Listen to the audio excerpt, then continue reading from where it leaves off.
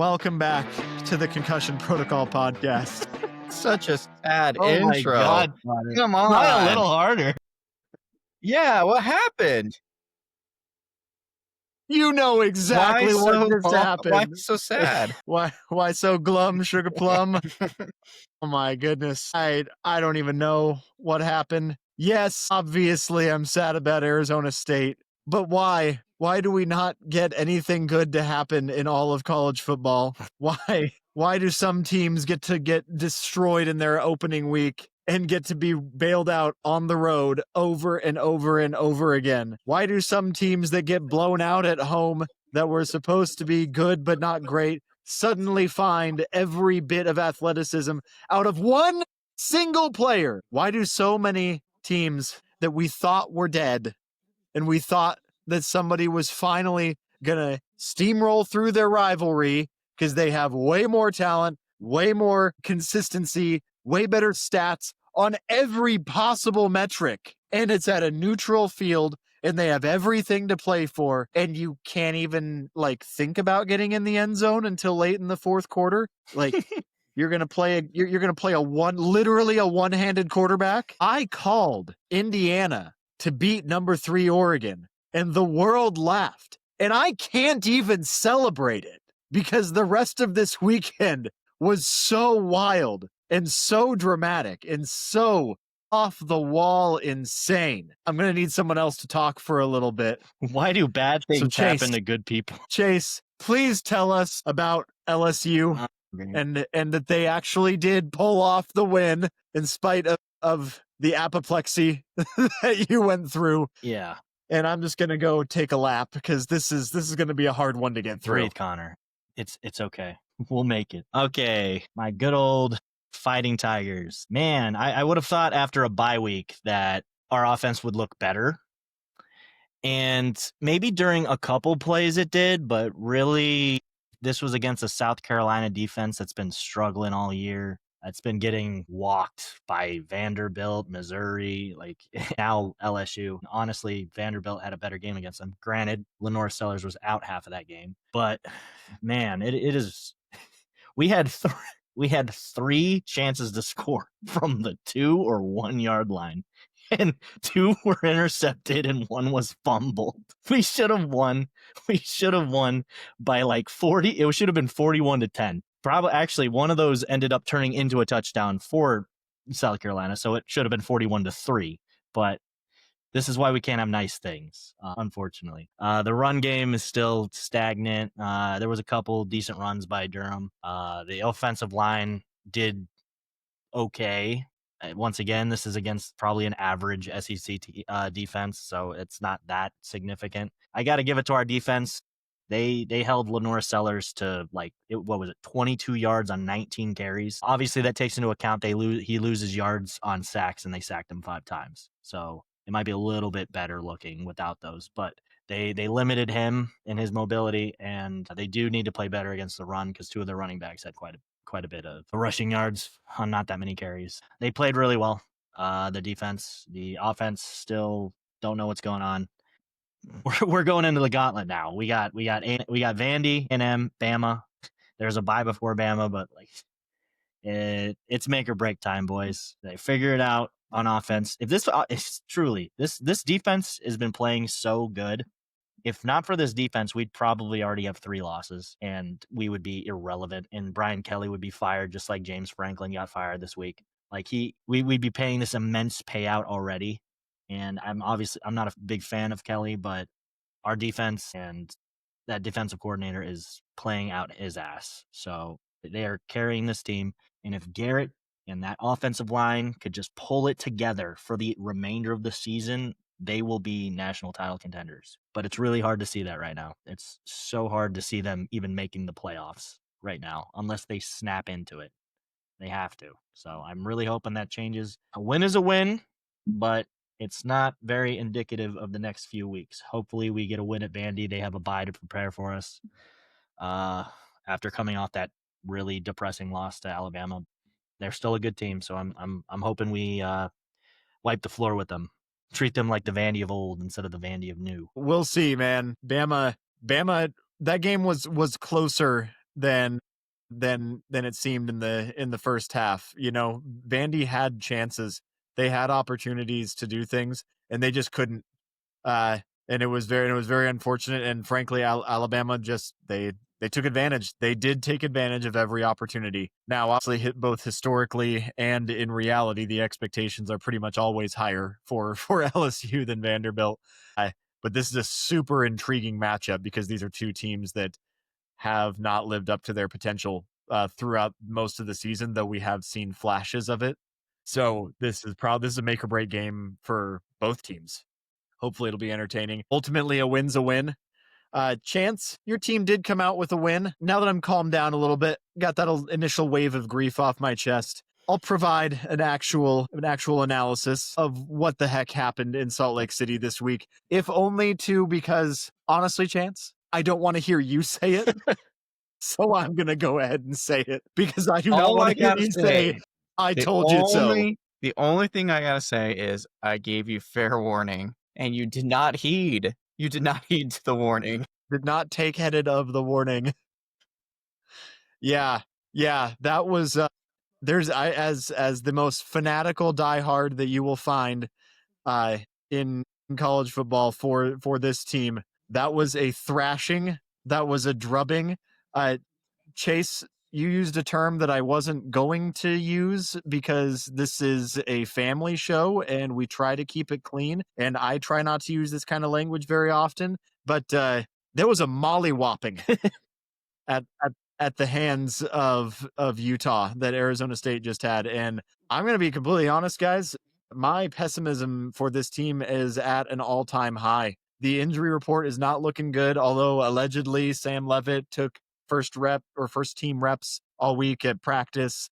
He's still listed as week to week, but starting 6-year senior left guard or left tackle went down. Number one safety on defense went down. Number one linebacker is still down on the defensive side. Number two running back is still, I don't know if he played a single down. I didn't notice him out there anyway. Neither did Dampier. Tyson Brown. Yeah, no kidding. And honestly, ASU couldn't get anything going on offense, and that is their own fault, but we kind of expected a stagnant offense. Jeff Sims did his best. I mean, he had more passing yards than Devin Dampier, believe it or not, if anybody can believe that. But Devin Dampier, literally just by himself, it was one guy who was the entire team of Utah. I'm not saying the rest didn't play well. Obviously, they put up 42 points. The whole offense had to gel, and they limited the Sun Devils to 10 measly points. One of those which came on, coming right out the gates when they had, fire in their belly, and it was quickly snuffed out by the following 3-play drive or whatever the stupidness was. But yeah, I mean, Chance, you said it. Utah is scary. They looked scary, and I am not excited about this weekend. I'm really not. I hope the Valley shows up. I hope that the crowd being on their side makes something happen. And I know the transitive property absolutely does not always apply in college football. But you're telling me that that team went into Rice-Eccles and beat them 42-10, and then you're telling me that we got to go and face that team as the team that just got beaten by 42-10. We'll talk more in the second half of the show. That was horrifying. That was gut wrenching. That was awful.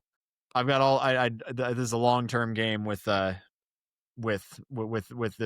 football program overall, but this season it's been fun. It's been fun having expectations until you prove me wrong. You got one more chance. You got one more opportunity this weekend, and I'm like, you're saying there's a chance is where I'm at with Arizona State right now to have any kind of meaningful or memorable season. So we'll see. But you need Texas Tech to truly be cursed, and you need Sam Leavitt back for sure. I will say, if Texas Tech loses this game, they're cursed. Yeah, it's got to be a little bit of a curse.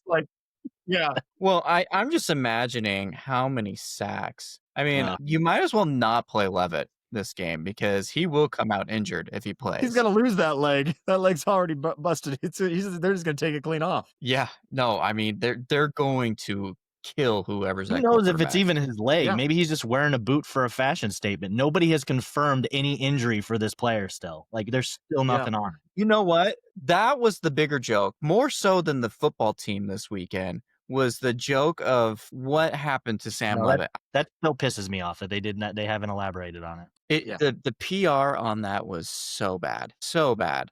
Why do we find out the last minute when they have to report it? That's a bad look. Yeah. Report it when you know it. Get ahead of the bad news. Then you don't have people making up stuff or wondering. I mean, Chase and I were just wondering what the heck was happening. I was saying he was out for the rest of the season. And you know what? I don't take any blame for that. It's all on ASU because of the way that they reported it. They could have done so much better with that. And they still can. We still know nothing. Why do we still know nothing? Yeah, it's super frustrating. We know that he's listed as week to week. That's it. Week to week, And parentheses, allegedly he's the feelings. first one. Like, I don't. What? Yeah. They said, You know who else I'm was about week to done week? talking about ASU right now. I just can't. Always something university living up to their names. all right, I'll help you out. Living up to the I'll name. help you out, Connor. Chance, you were stressing about a different game during this game. So how was your fight with the Wildcats of Arizona? Oh my gosh. Cat I'll fight. tell you what, some teams that are better lose. That didn't happen this week.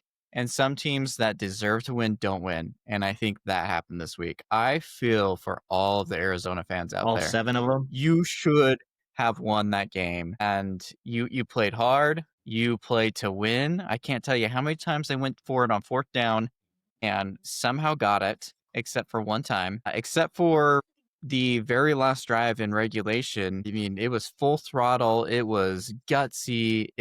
They played awesome, and their defense is good. I'm not gonna lie, their defense is pretty good. And I was miserable, almost as miserable as Connor, but maybe not quite. And somehow, I guarantee you were not quite as miserable. Yeah, probably I've not. seen Connor. But you know what? I've seen Connor lose it plenty of times with this team. But Chance, that was the first time I've ever seen you sweat in the group chat like that. You were losing it. You're like, "What are you doing?" All caps. What are you doing? What are you doing? Run up the middle. They can't stop us. Yeah, there were a lot of lessons to learn. Maybe don't do a fake punt when you're up 14-0 in your own territory. That might be one. But you know what I love about this BYU team, and they did it last year too a little bit. They find miracle wins all the time, and they're gutsy. They're never out of it. Never count them out, because they can come back and win. Unless you're playing against Kansas, then you're toast. Thank goodness we don't play them this year. That was the case for multiple teams last season, so don't feel too bad. Yeah, there were some casualties. So, I mean, they held out certain players. Like Jack Kelly could have made a world of difference in that game. They held him out. And it's because they thought they could win this game without him. I don't think they thought it was going to be that close. And they're saving him for Utah. The bad news is you lost Tanuvasa for targeting, which is a huge part of the next game. Well, for the first half. Yep, we lost it for the first half because it's targeting. So it was a close game. We're gonna see.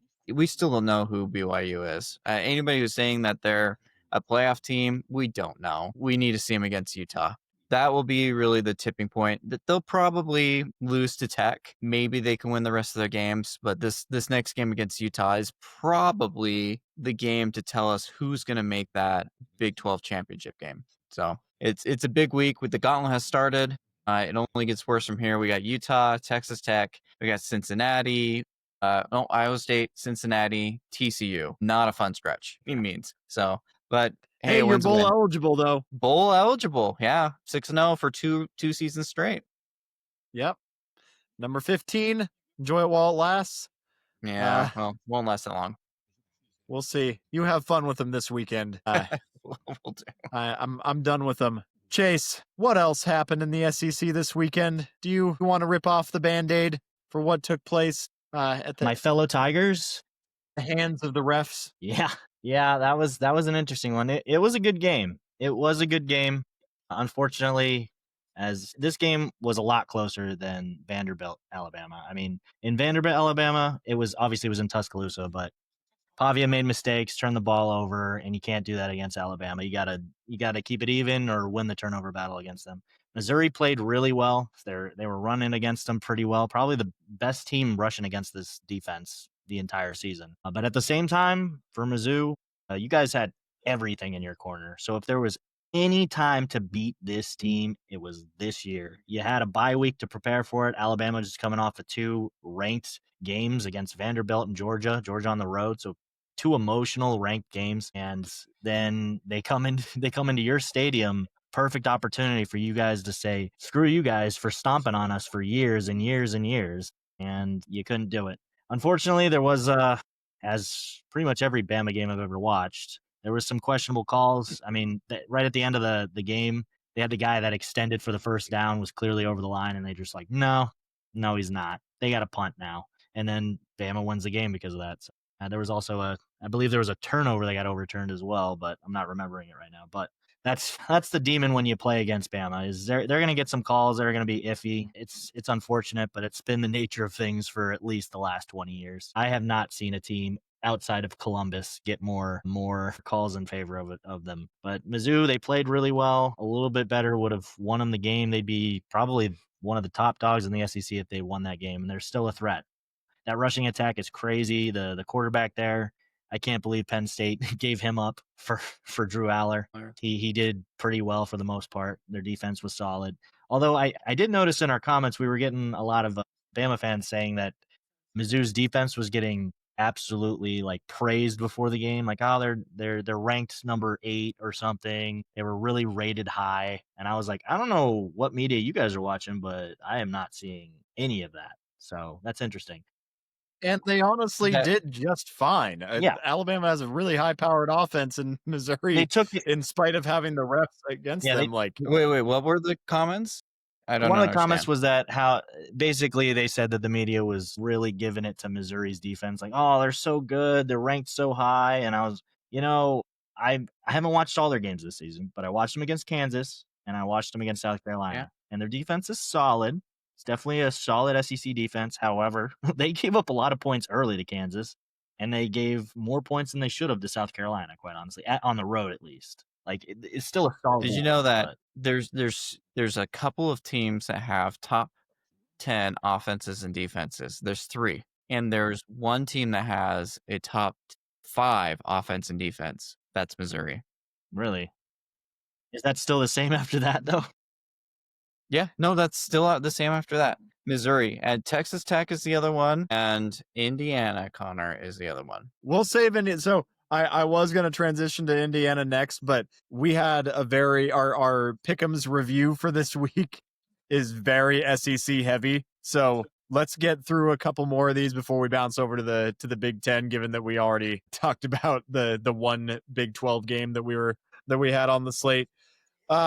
Let's get to, there are 3 more SEC matchups that we need to review. Let's talk about the lesser 2 first before we get to the big one that we really need to talk about and process some thoughts and feelings and emotions over that last one. Georgia Auburn. We thought that this was going to be a very close game. We thought that on paper Georgia should have ran away with it.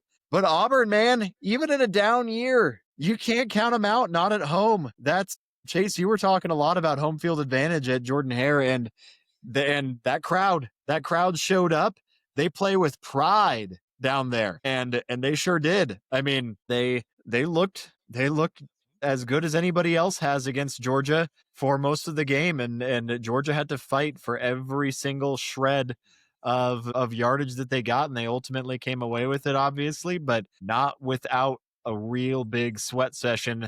So Georgia still ranked very highly, but I feel like, again, we still don't know exactly how legit they are, because the only time they've lost was against the team that beats them all the time. And so it looks like Georgia is still an elite level team that struggles to close it out in the biggest of stages. And anybody else have any thoughts? Did we really learn anything new about the Bulldogs from this game? I'm not sure on Georgia. I still think they're a top contender every year. It's just if they're gonna get snuffed out at the end of the season, or if they're gonna push through. They've won 2 championships in a row, and the last 2 years obviously what's at Michigan and Ohio State. So it's not like they can't do it. They just have to figure out what they're doing here. As I was saying with Auburn, going into Jordan-Hare, that is a crazy environment, and just there is weird magic in that stadium, dude. Like the weirdest stuff happens at Jordan-Hare.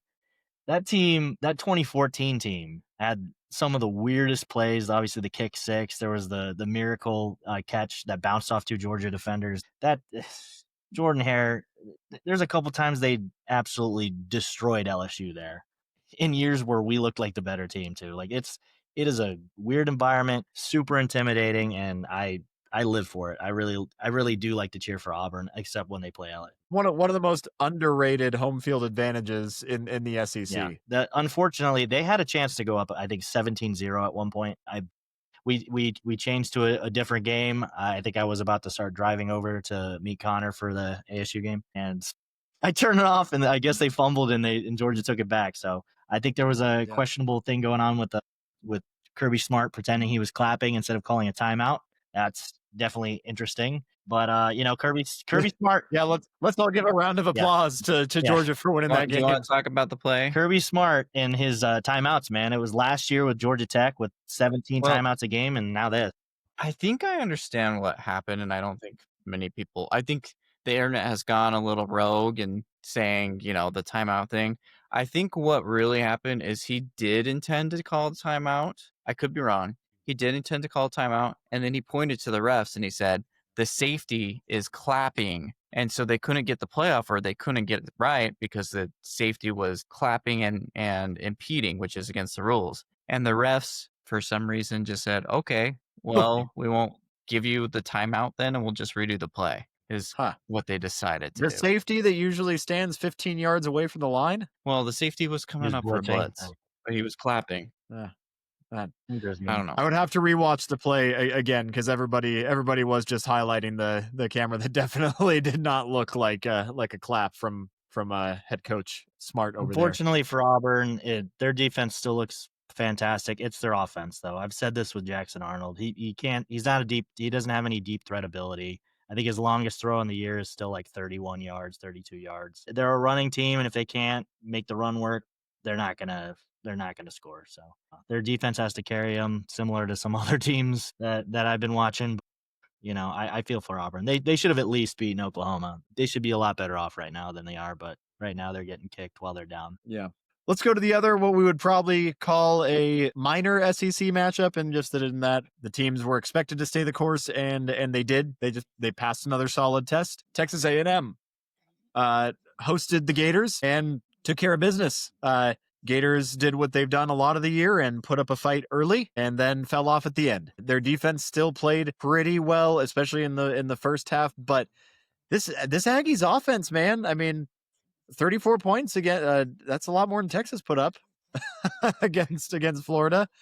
And A&M's defense, again, I mean, granted, Florida's offense has been incredibly inconsistent, but again, I just, if we've learned anything personally, and I said it last week, I think I've said it for the last couple weeks, I'm struggling to find a flaw in the Aggies game right now. They got out to a little bit of a slow start, I guess, but Florida's always dangerous. I expect a lot of teams to come out slow against Florida. Their defense is legit, and they've got playmakers who just haven't been able to make plays, but they always have the potential to. I'm still pretty high on the Aggies. I'm liking what I'm seeing from them yet again. It took them a while to run away with it, but they put it away in the fourth quarter, and the score looks a lot wider than it did for most of the game. But ultimately, they got it done, and they did close it out. Yeah, Florida's defense is a strong defense. Miami struggled against it. LSU struggled against it. Texas struggled against it, and they struggled against it for a while, but then they blew the game open. They're a scary team. Granted, it's hard to. And we were talking about it. We were talking about it last week too. I think on about A&M, that they've got a gauntlet now. They've had the massive home field advantage. They've only played one game on the road, and that was by far their closest game against Notre Dame. And honestly, they probably would have lost that game had it not been for some absolute shenanigans happening, not by the refs, but just Notre Dame choking hard. That last over play was over definitely a questionable hold that wasn't called. Yeah. Or I guess like right at the end, but anyways, they've got 3 in a row. Arkansas likes to think that A&M is a rivalry, but I mean, let's be honest, Nobody's it's a rivalry. kind of a one-sided rivalry right now. And I don't think, I'm pretty sure that I'm pretty sure USF could take down Arkansas right now. Oh yeah, So USF could take down a lot of um, teams right now. They're good. That was Yeah. disrespectful, Connor. Respect the chain. I'm just saying that normally an SEC team would not be You could have be said an like underdog. UNLV, but not the USF. I wouldn't be surprised if UNLV took down Arkansas right now. But then so Arkansas is probably going to be a walkthrough game, but it's still an away game, and then they go to Death Valley, and then they go to Mizzou. So we will finally, these next 3 weeks, we're really going to learn who they are, and I think they've got a good shot. But if you guys saw the SEC shorts that came out this week, battered Aggie syndrome made an appearance yet again, and it was beautiful timing. I've been waiting all year for them to show up, and right when hope is the highest, that's when they bring her in. And we'll see. 3 road games in a row is tough for anybody to do, but until they show me weakness, I will continue to fully believe and support them being comfortably in the top 5 in the country right now. All right, Chance, tell us about the Red River Showdown or shootout or rivalry or whatever it's called. Tell us all about it. Rip the Band-Aid off, the Band-Aid that fell off of John Mateer's hand and left his pants in his hand and his chance of being a playoff quarterback all bloodied up and bruised and beaten. What a sad, sad day for our country. Truly. Dang, just when we thought we had Texas fans going back in their hole where they belong, they've come back out and are all high and on their horses. I'm amazed they're not ranked today. Who's Texas is ranked. Did they come back? Did I miss them? No way. 21. Missed them. Did I miss them? 21. You didn't think they'd be ranked after beating the number 5 team in the nation? Yeah, they're not just ranked. They skyrocketed to 21, Connor. Well, they took ASU's place. Yeah. How did I skip? I was so blinded by my rage that I completely skipped out on seeing them. Like my brain went blind. Don't worry. They're not, After they're not ASU beating lost, Georgia. Connor went and dug himself into a hole and has just barely dug himself back out. Yeah, he did what like an ostrich I does. looked at the rankings. He did what an ostrich does. I did my homework. I and just looked at the shoves his I head did. in How the did I sand. not even see? Oh, okay. Chance, keep talking. I gotta go take. Yeah. Xanax or What? something. I mean, it's hard to tell. Like, is John Mateer just not who we thought he was? Is it just because his hand's falling off? I don't know. I could tell you what, the offense outside of a healthy, good John Mateer is not good. They've got no running game. Their line doesn't hold up. I mean, if he is not a superhero, then it's the Oklahoma of last year, where their defenses can hold up, but they've got no offense, and that's what was apparent. And I mean, there were some throws I saw that was like, okay, if there was more zip, it would have gone to the receiver instead of the quarterback.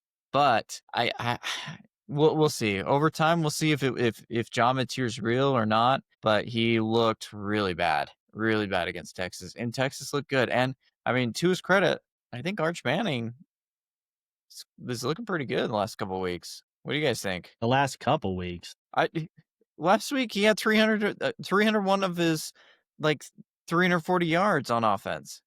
They have no running back. They have to depend on him, and he has some bad plays, but I wouldn't say he's been horrible. I think he's done. I mean, a lot of it had this whole season. A lot of it has been his line, but he has not looked like, quote, the best player since Tim Tebow. Okay, well, I'm not saying that, Connor. I'm saying he's looked decent. Let me give him let me give him a little bit of praise here. Is the hard part is how hyped he was at the beginning of the season. So if you exclude that and you look at him now, just not before, he has improved from week 1 and all those questionable games against like FCS and G5 opponents.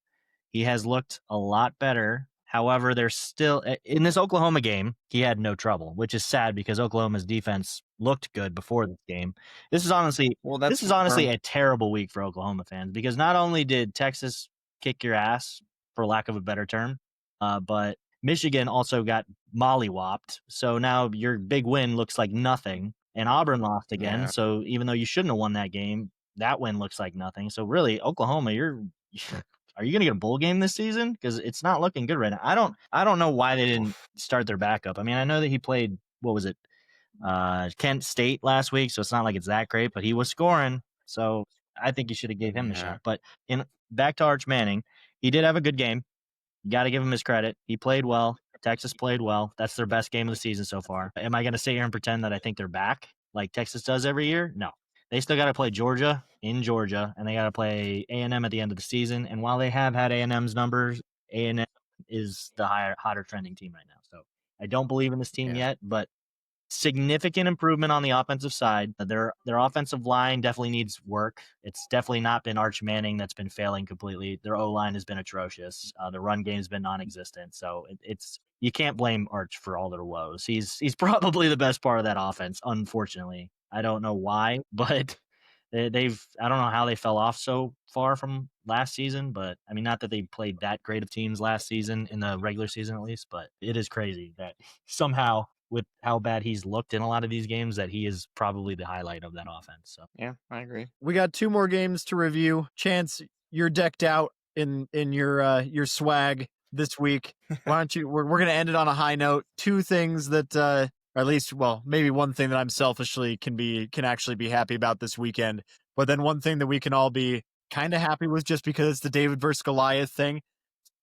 USF, they just keep rolling. Poor the Byram Brown chain. Tell us how it was, man. Tell us how those bowls just keep bulldozing. I brought out the Byram Brown chain. He has this huge, like, black one that he runs with. I don't know how it doesn't just thud everywhere, but that guy is massive. I think I was talking to you, Chase, about this. The group of 5, and if it's not USF, they're going to be just blown out in the playoffs, I believe. Yeah. There's not that dominant team. I think USF is the only team that has a shot. Absolutely. And so if they don't blow it, which I don't see how they can blow it, if they don't blow it, then they've got, I think they're the ones who deserve it. I think they've still got Memphis on the schedule, and then the championship game, which might be against Memphis again or Tulane, but they look good. North Texas isn't a bad team. No. They've got some players, and they hung in there. They did their best, but then USF was like, all right, let's just put this thing to bed. And boy, did they. When they wanted to win that game and put it to bed, they put it to bed. They stomped them immediately. And it's not like, you look at USF, and it's not like one thing is crazy, right? Like, Byron Brown's not throwing the ball down your face.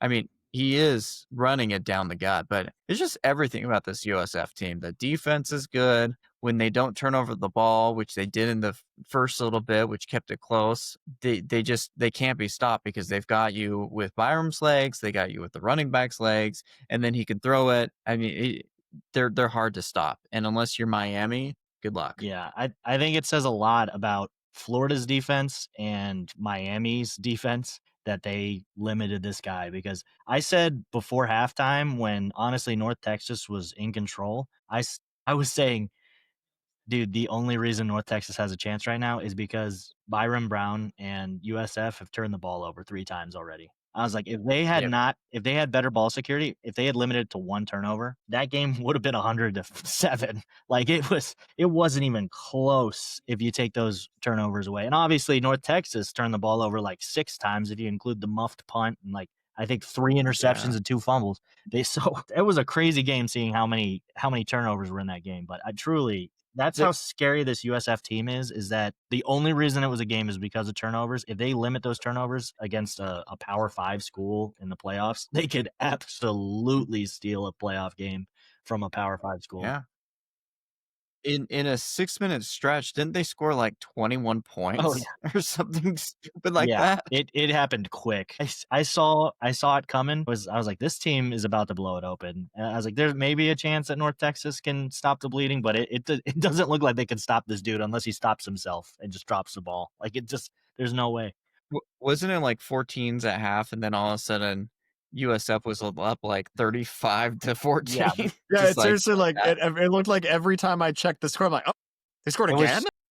It was insane. Again? You're kidding me. 21-21 at halftime, and in the third quarter, USF put 28 points up. Just the third quarter. And it was, I mean, 28, it wasn't like the whole quarter. It was like 6 minutes, and it was like boom, boom, boom. we're done. I don't. We're not playing 21 games points anymore. in any quarter. I don't care. 21 points in 15 minutes is still insane. That's almost 2 points a minute that they're scoring. Like, yeah, they ended up running away. I mean, they made some adjustments and yeah, North Texas, you feel for them a little bit because they haven't been ranked since 1959 and they absolutely would have if they had. Yeah. But I don't know. I guess I shouldn't tell on our parents, but I don't know if any of our parents were born in 1959. Not Nope, mine. not mine. Yeah, that's something. I mean, I don't know if our grandparents were in high school still, but some of them might have been.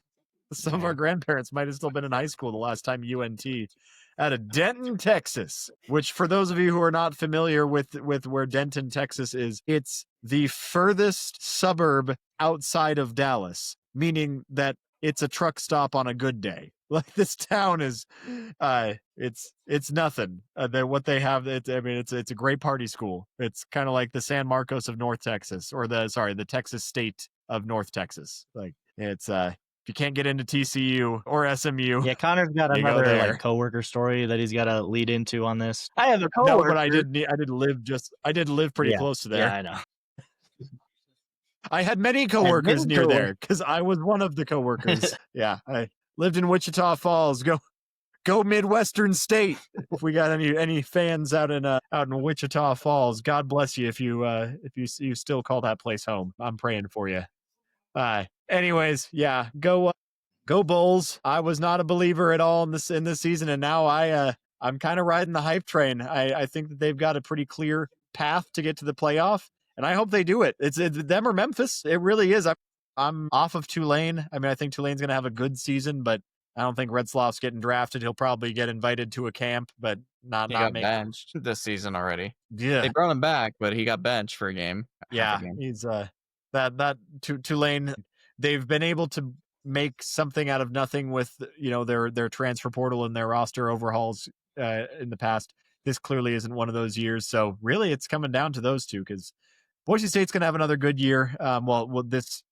This weekend we'll decide if they're going to have another good year. But they've already proved that they're out of the playoff contention for sure, even if they do end up running the table through the conference. So Group of 5 runs through those two teams, Memphis and Madison USF. has a very outside chance of making it, maybe, but it should come from the American Conference. They will need to be lights out dominant. I mean, they played Louisville close, so their best game is a 2-possession loss to a mid-tier ACC team. Hey, that's when they had the 2 QB system. Yeah. That was atrocious. They were innovating, Chance. They were innovating. Yes. They're a little bit different of a team since then. And they've got a big game coming up with Old Dominion. So they've got chances to prove it. But unless, again, the American Conference just eats itself up, which I doubt it will come from there. Yeah. Yeah. Good to see. Go Group of 5. Make a statement this year. Get that first playoff win for the little guys. We'd love to see it. All right, Connor, I think you want to talk about a specific game, but there is a couple other games we could talk to before you finish off with the one you really want to talk about. Before I have my one thing that made me happy all weekend, Chase, go ahead. I know you wanted to talk about them last, so I figured I'd get ahead of it real quick. Man, so I got to say, what are we thinking about Michigan right now and USC? How do we feel about those guys right now? Oh, I was gonna talk about them during the pick'em segment later. Yeah, Michigan, you're done. I'm sorry. You're gonna have a good bowl game, but no, you proved that you cannot hang. And I picked Michigan this week. They proved me wrong, fair and square. I've been telling you guys for weeks. I thought that they would at least play it close. You know what, Chance? Michigan's trending upwards. They're trending upwards as a program, but nope. You know what, Chance? I blame you. I blame you for this specifically. You got my hopes up for Oklahoma, and I saw that as a not bad loss. And I gave more credit to Michigan than they deserved. At the beginning of the season, my preseason ranks are right here. I picked Michigan to lose at least 2 games. The 2 that I picked were Oklahoma and USC on the road. And I bailed out of it again because you hyped up Oklahoma for me. Yeah, that was a bad one. That's another one that I almost had, and then I bailed out, and that's on me. I've been mostly right this season. Oklahoma was a bad call. Yeah. And Illinois was a bad call. Outside of those two, listen to me, but those two were really bad. Yeah, USC. Oh, well, Well, and Clemson, but we don't talk about Clemson. Nobody wants to talk I about don't it. even think Clemson's talking about No. Clemson. What do they have to look forward to? That they blew out North Carolina just like everyone else did? Yeah, congratulations. Yeah, that's punching down. I want to see Oklahoma State versus UNC right now. It's Oof. Oklahoma State looked better. I told you even guys. with a wide receiver at quarterback this season than this game. So, I think they take it. I feel like if we got together the worst Power 4 teams and we made like a 4-team playoff, if you are the worst 2 teams, you're going to be regulated into the group of 5. I think that would be awesome. It would get high ratings too. They should swap with US. That's how soccer does it, man. Yeah, that would be awesome. That's how Europe does it. But all right, what else, Chase? Bring it on. And then another game that Connor doesn't like because he biffed on this team twice now. Nebraska going into Maryland and cleaning them up. How do you feel about that? Whatever. I feel like Maryland did what Maryland does. If you want another team that's just like Nebraska, that as soon as you start to believe in them a tiny little bit, then they just blow it up in your face. Then look no further. Now we got to hear from the Nebraska fans about how Nebraska, what are they? Are they 5-1? They are 5-1 right now, aren't by they? 3 points at home to Michigan. Oh man! All right, bring it on, comment section. Tell us all about how this is the Huskers' year. Tell us all about how you're a dark horse because you managed a field goal win over Maryland. I wish we had paid editors that I can tell them to go back and put the clips from last week into this section so that they can see. Because if I recall, Connor, you said that you trusted Maryland more than you trusted Nebraska because Nebraska always does this. And now you're saying, oh, it's a classic Maryland. No, they both do this. I thought that Maryland does it slightly less. I thought if Nebraska was given an opportunity to come up short, then they would. You expect Maryland to come up short a little bit more often, but you expect Nebraska to already be short. And it goes, just to be clear, it goes Washington that does this, that you trust a little bit more, then Maryland, then Nebraska. And here we sit with Maryland dropping it and Nebraska jumping back up into the rankings, and we're never going to hear the end of it until they blow it against their next team that they have no business losing to, which could be this week because Minnesota looks a real bad this year. And I mean, even in spite of 4-2, they have not looked good against any real competition, and they could easily pull off this. I guess it's now considered an upset if Minnesota wins this game, but yeah, I don't know. Nebraska should be good. I mean, they've got maybe 2 games I could see them losing right now. They have USC, that's in Nebraska, so that could help Nebraska. However, what won't help is if USC wins against Notre Dame, they're going to still be ranked, and Nebraska doesn't beat ranked teams. So they need Notre Dame to beat them first to make sure that keeps that voodoo stays out of it.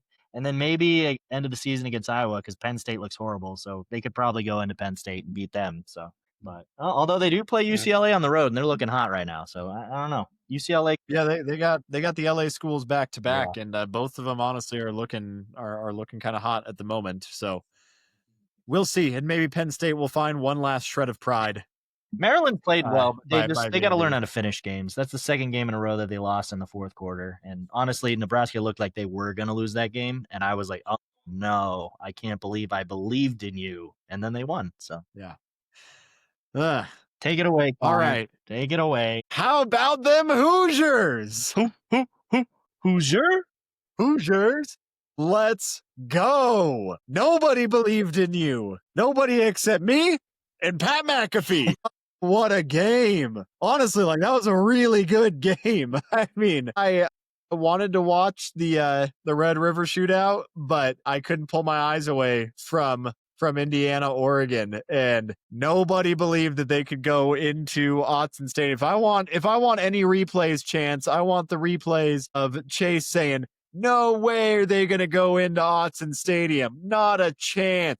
Not a possibility in this or any other known universe. I think you're stretching my words on that there, but I definitely didn't believe in them. But they did. I'm not saying that it was a dominant performance, a blowout, or anything like that, but Indiana is as real as a team gets. I still like Oregon. And Oregon looked solid for a lot of this game. This offense by the Hoosiers, though, man, they don't make mistakes. And on plays that a lot of teams would consider risky or taking a shot, they just execute at every single turn. They had like a hard time against Iowa, but they still won that game. And you can't be perfect all the time, but man, 30 points against this Oregon team that had prided itself on beefing up its defense or in the offseason, and an offense that had looked just as electric. Honestly, I thought it was going to be a much more high scoring game. I thought that this was going to absolutely come down to the offenses, but Indiana's defense showed up, and I'm just extremely impressed. I mean, Indiana is 4th in the nation in defensive scoring. Like, this is as real of a team in every phase of the game as anybody out there. And I am glad that they are ranked number 3 right now. Maybe it is still a little bit generous, but I don't know. They got a solid resume. They just got one of the biggest road wins maybe one of the only bigger road wins right now in the country is Alabama's win at Georgia. But I think that this was way more unexpected. And now they've got, Michigan State, UCLA, Maryland. The rest of their season is extremely doable right now. UCLA, funny enough, is looking like their biggest competition right now, just because apparently they can win games by 1,000,000 points all of a sudden, because apparently their offensive coordinator is just an actual prodigy genius that can turn this team around. But their schedule is real doable. There's a very real chance that this team runs the table through the entire Big 12 the rest of the year, and that it's Indiana versus Ohio State in the Big Ten championship. And what a glorious day that would be. You know what would be even more amazing is if Ohio State loses to Michigan again and then loses the Big Ten championship back to back. Now, because it's Ohio State, I can almost guarantee you that they could end their season that way and still be put in the playoff. And still win it all. But we'll see. Yeah. Almost, I guess, in my like absolute wildest dream scenario, I think the best thing would be to end the season this way for Ohio State: lose to Michigan for the 6th consecutive time, lose the conference championship to Indiana. No, last year was 5. Could have sworn. No, it was 4. Okay. Somebody fact check us. It was 4 because that was when they said the freshmen to seniors have gone their whole career here and not won against Michigan. I don't know. Did you count the COVID freshmen? Fair. Yeah. I was like, well, are we talking like a Bo Nix freshman? We're talking a Cam Rising freshman? Anyways, okay. Regardless, at least 4 consecutive times. This will at least be the 5th victory for Michigan. And then losing to Indiana, of all people, in the Big Ten championship. And then what if they got matched up against USF in the opening round of the playoff and then lost to a G5 team? I would buy a USF shirt at that point. I'd be repping the USF shirt too and the chain. Let's go USF. Yeah. I might register for classes. You kidding me? I don't live anywhere near there, but I'll make it. You take as much of my money as you want, USF, if that scenario happens. But yeah, that would be wild. And I am a big believer in these Hoosiers. I'm super excited about it. I love watching them play. I hope that some people outside of me start to believe in them. And please just don't mess it up. There's a couple things that people should be paying attention to. First off, what team went to Oregon last year and couldn't pull it off? Ohio State. Barely. Yeah. And barely, yes. And there was some shenanigans. But Indiana, they put them to rest. The whole time I kept texting, it's like, okay, 4th quarter legs. This is when it happens. This is when Oregon pulls away. And Indiana didn't let them pull away. They pulled away. Yeah. So that was super impressive. Indiana last 2 years, Signetti, he has more top 10 wins than James Franklin ever did at Penn State. Already. Crazy. With a lot less talent, too. He has, I believe, 0 5 stars, a handful of 4 stars, and mostly 3 stars. Like 4 stars. Yeah, something like that. Some crazy. Or maybe even 13, whatever it is. Yeah, that's crazy. The big thing that has been holding Indiana back in critics is they haven't played anybody. They haven't beat anybody. Well, now they've beat up people. Yep. I mean, they really deserve to be third in the country, in my opinion. They're good. I have no complaints. I mean, they're doing it. I mean, they played a little close to Iowa, but when you blow out Illinois and you do what you did to Oregon, you can have a game. I think none of us are riding high on Illinois anymore, but that's still a 63-10 victory yeah, over a yeah. conference opponent when Yeah. they were playing at their most confident. Like, they're not who we thought they were, but they're still not a pushover team by any means. No. 63 points against a Power 5 opponent or Power 4 opponent? Yeah. I don't care who it is. Like, good on you. Yeah, Indiana is an easy team to root and cheer for this season. They deserve their flowers right now. Good on them. This is definitely a better team, absolutely a better team than they were last year. Last year, they had no ranked victories at all. And frankly, like, we could kind of tell that their 11-1 was not super legit. And that was shown to us in the first round of the playoffs. But this is a vastly, this team this year would play the pants off of last year's Indiana team. Yeah. I do have, and I liked last year. Curtis O'Rourke was a solid quarterback. I actually do have a bit of a different take than you guys on this and it might Go not for be it. in the way that you think it would be, seeing as how I stood on them the rest of the year. But I think that was a dominant performance from Indiana. I don't think Oregon really matched up with them well at all. I think Oregon looks bad, like not bad, but not where they're at right now. I think they're just, their schedule might help them out. I mean, USC is probably the best team left on their schedule, but I think I think Oregon's a weaker team than they were last season, which is weird with how much money they put into their team this season. But I think Indiana is much better than they were last season. This is a bit of a controversial take here. I think Indiana should be either number 1 or number 2 in the country right now. Well, you can't discount Miami. I can't discount Miami, but I would put Miami at 1. I'd put Indiana at 2. Ohio State has no fucking reason to be number 1 right now, except the fact that they're pretending like last year is this year's team. Is they're saying, oh, they're the defending champs. We haven't done that in the past. You know how many times a team comes in? I mean, even at the beginning of the season, they were ranked 3, and they were like, we're not going to do that. We're not going to do that. That you have to knock off this team. Who have they played? Who have they played? They've literally they're 6 games into the season, and they have not played a single team that's worth a Texas mentioning. team that was atrocious at the beginning of the season. We'll see how that turns out for Texas if they start stepping up and start looking better. But the way they've looked the weeks afterwards, that was not a good team you beat.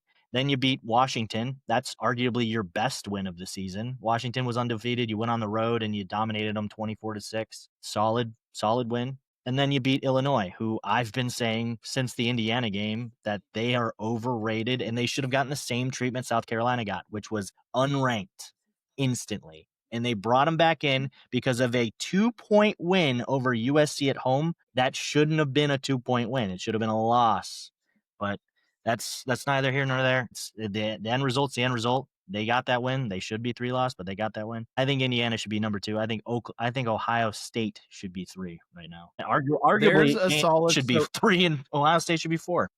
That was the only other thing that I was going to say is this top 5 outside of Ohio State. It's so colossally infuriating because 2, 3, 4, and 5 have stacked resumes right now, and number 1, who cares? Yeah. About what your resume is, because there's a serious possibility. Texas is definitely looking better right now, but there's a very real possibility that Texas blows 1 or 2 more of their games. Absolutely. There's a very real possibility that Texas finishes this season unranked at 8-4 or ranked like number 24 or something. If they are an 8-4, because it's a Texas 8-4 is still going to be ranked higher than most people's 8-4. Don't get me started. And so your win over number 1 is going to end up a win over the number 24 in the AP poll, maybe, and that's your best. You're 12-0, like that's the Big Ten. That's the Big Ten. If you blindfold put resumes right there, and you just didn't show the names, Ohio State would probably be 5. They wouldn't be up there. They'd be getting treated like people would think that their resume was Indiana's resume, and they would rank them as such. It's ridiculous how it's being ranked now. If I was a Miami, Indiana, was it Ole Miss and an A&M fan right now, I'd be furious. Yeah. I'd be fuming right now to see them up there. There's no reason for it. Hence the number one worst fan base. I in the wouldn't world. put Ole Miss Anyways. that high, but yes, I get it. But even if you wouldn't put them that high, I'm still upset that Ohio State is over me. Because Ole Miss does have a better record or a better strength of schedule looking right now than Ohio State. They might be about equal. Yeah, but anyways, yeah, let's. I'm down to keep rooting for the Hoosiers. I love to see it. I hope that they keep balling out, and if they got the makings to do it. It's only gonna stop if Kurt Cignetti ever smiles. That's when they're gonna lose their first smiled game. a couple times. He smiles more than Nick Saban. I'm telling you that right now. He smiles more than Nick Saban. Yeah, that's a low bar. Yeah. All right, everybody. That was week 7. We're moving into week 8. It was heartbreaking. It was wild. It was college football. It was everything that we know and love. Let's stop looking at the past. And before we start looking at the future, let's look at the market. This is this week's football or college football futures. Chance, take it away. Chance is going to bet his chain on this. He's going to put his chain in the market for this. Yes. Hey, you guys see the stock market the last couple of days? Been good. No, well, it's been a roller coaster. It went down. Okay, the last 2 days have been very high, but we ended last week ended on a low, but it's recovered the last 2 days. Friday was way low. Monday was wishy. Today started way low and then went way high. It's been crazy, and so has college football. So here is your market, the ups and downs. I have stock up on Kennesaw State after a close game at Wake Forest and getting walloped like everybody else against Indiana. Teams put together some good wins, and they seem poised to have a conference championship game against Western Kentucky. So look out for Kennesaw State. Stock down. Okay, you guys ready for this one?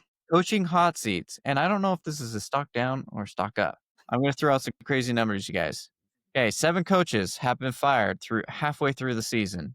Okay, which is about 5% of college football head coaches have been fired. An okay number. If you look at the P4, however, 5 P4 programs have been fired. You know what that equates to? 13.5% of the P4 programs have fired their head coaches halfway through the season. That is an absurd number. And teams are 5-6 so far after firing their head coach. This number is probably going to grow. We've got probably Luke Fickell. There's no way that dude keeps his job.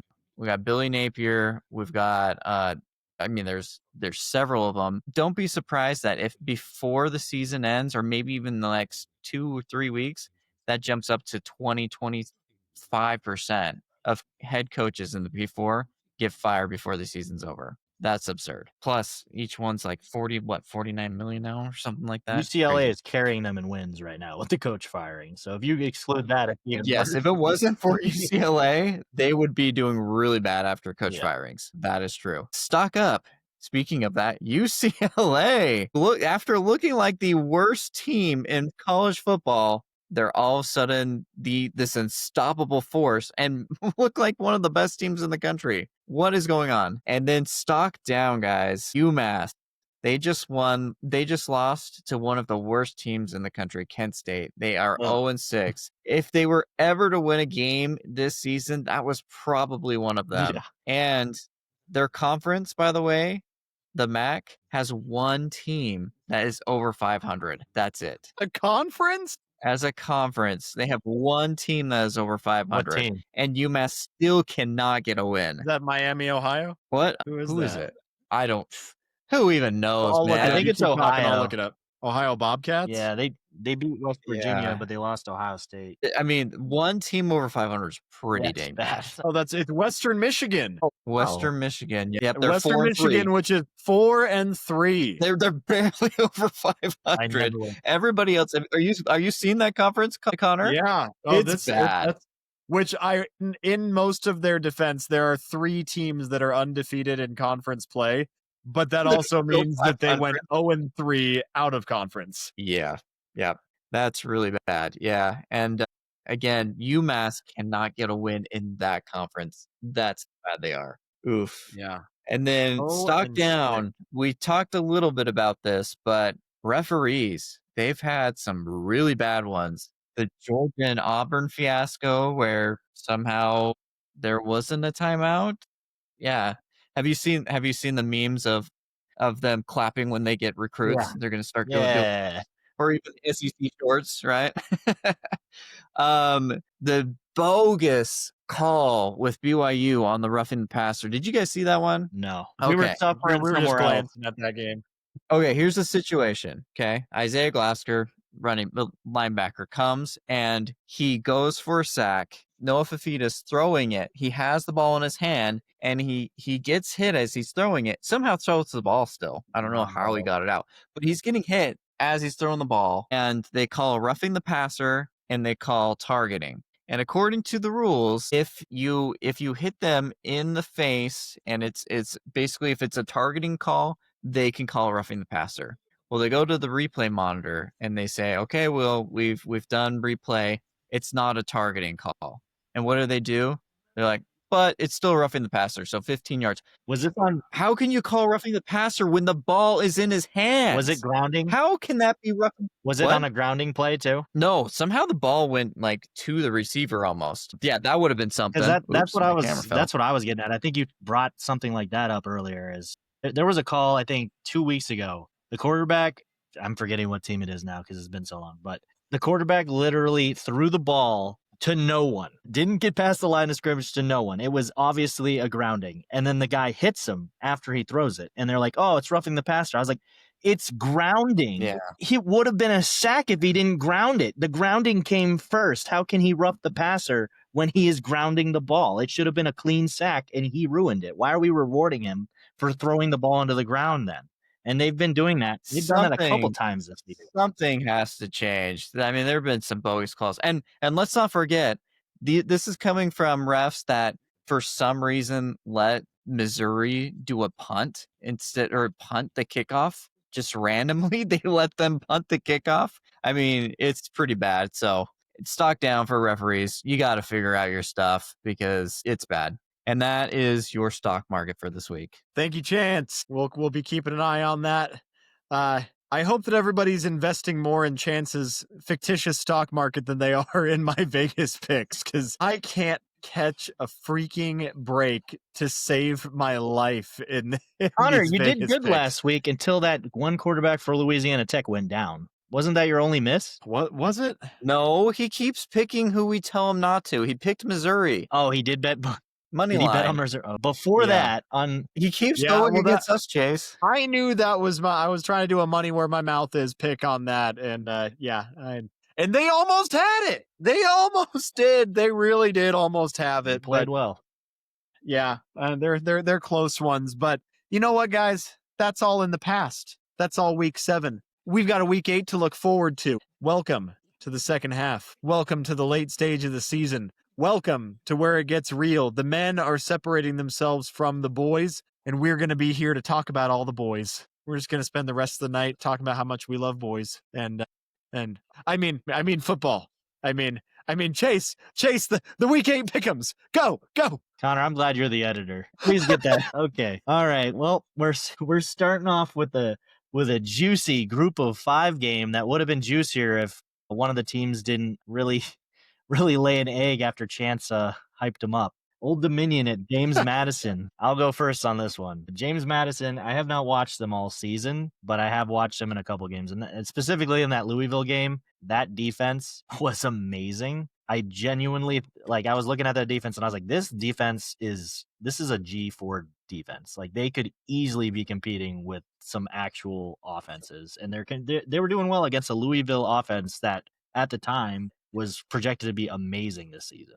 And they limited them like crazy. The problem was, at the time, they were running with 2 quarterbacks, both of which didn't know how to throw the ball very well. Since then, they have committed to one quarterback. He's been doing pretty well for them. They've been undefeated since, so they have just the one loss to Louisville. So I'm picking James Madison. For some reason, isn't James Madison a slight underdog in this game? I believe They are. Yeah, I they're at home. Yeah, I have no idea really why. I honestly don't know if the analysts and the algorithms know, and I do mean the computer analysts and the Vegas analysts a lot more than the reporting on the major media publications. But I don't know if they're missing, if they're seeing something that we're missing. But James Madison is historically a very proud program that with a lot of success, and Old Dominion historically is a perennial bottom 10 contender. Maybe Old Dominion is having a renaissance moment. I don't see it. I mean, give me the Dukes all day. So do you want me to help you Yeah, out, Connor? you gonna make up some ground, Chance?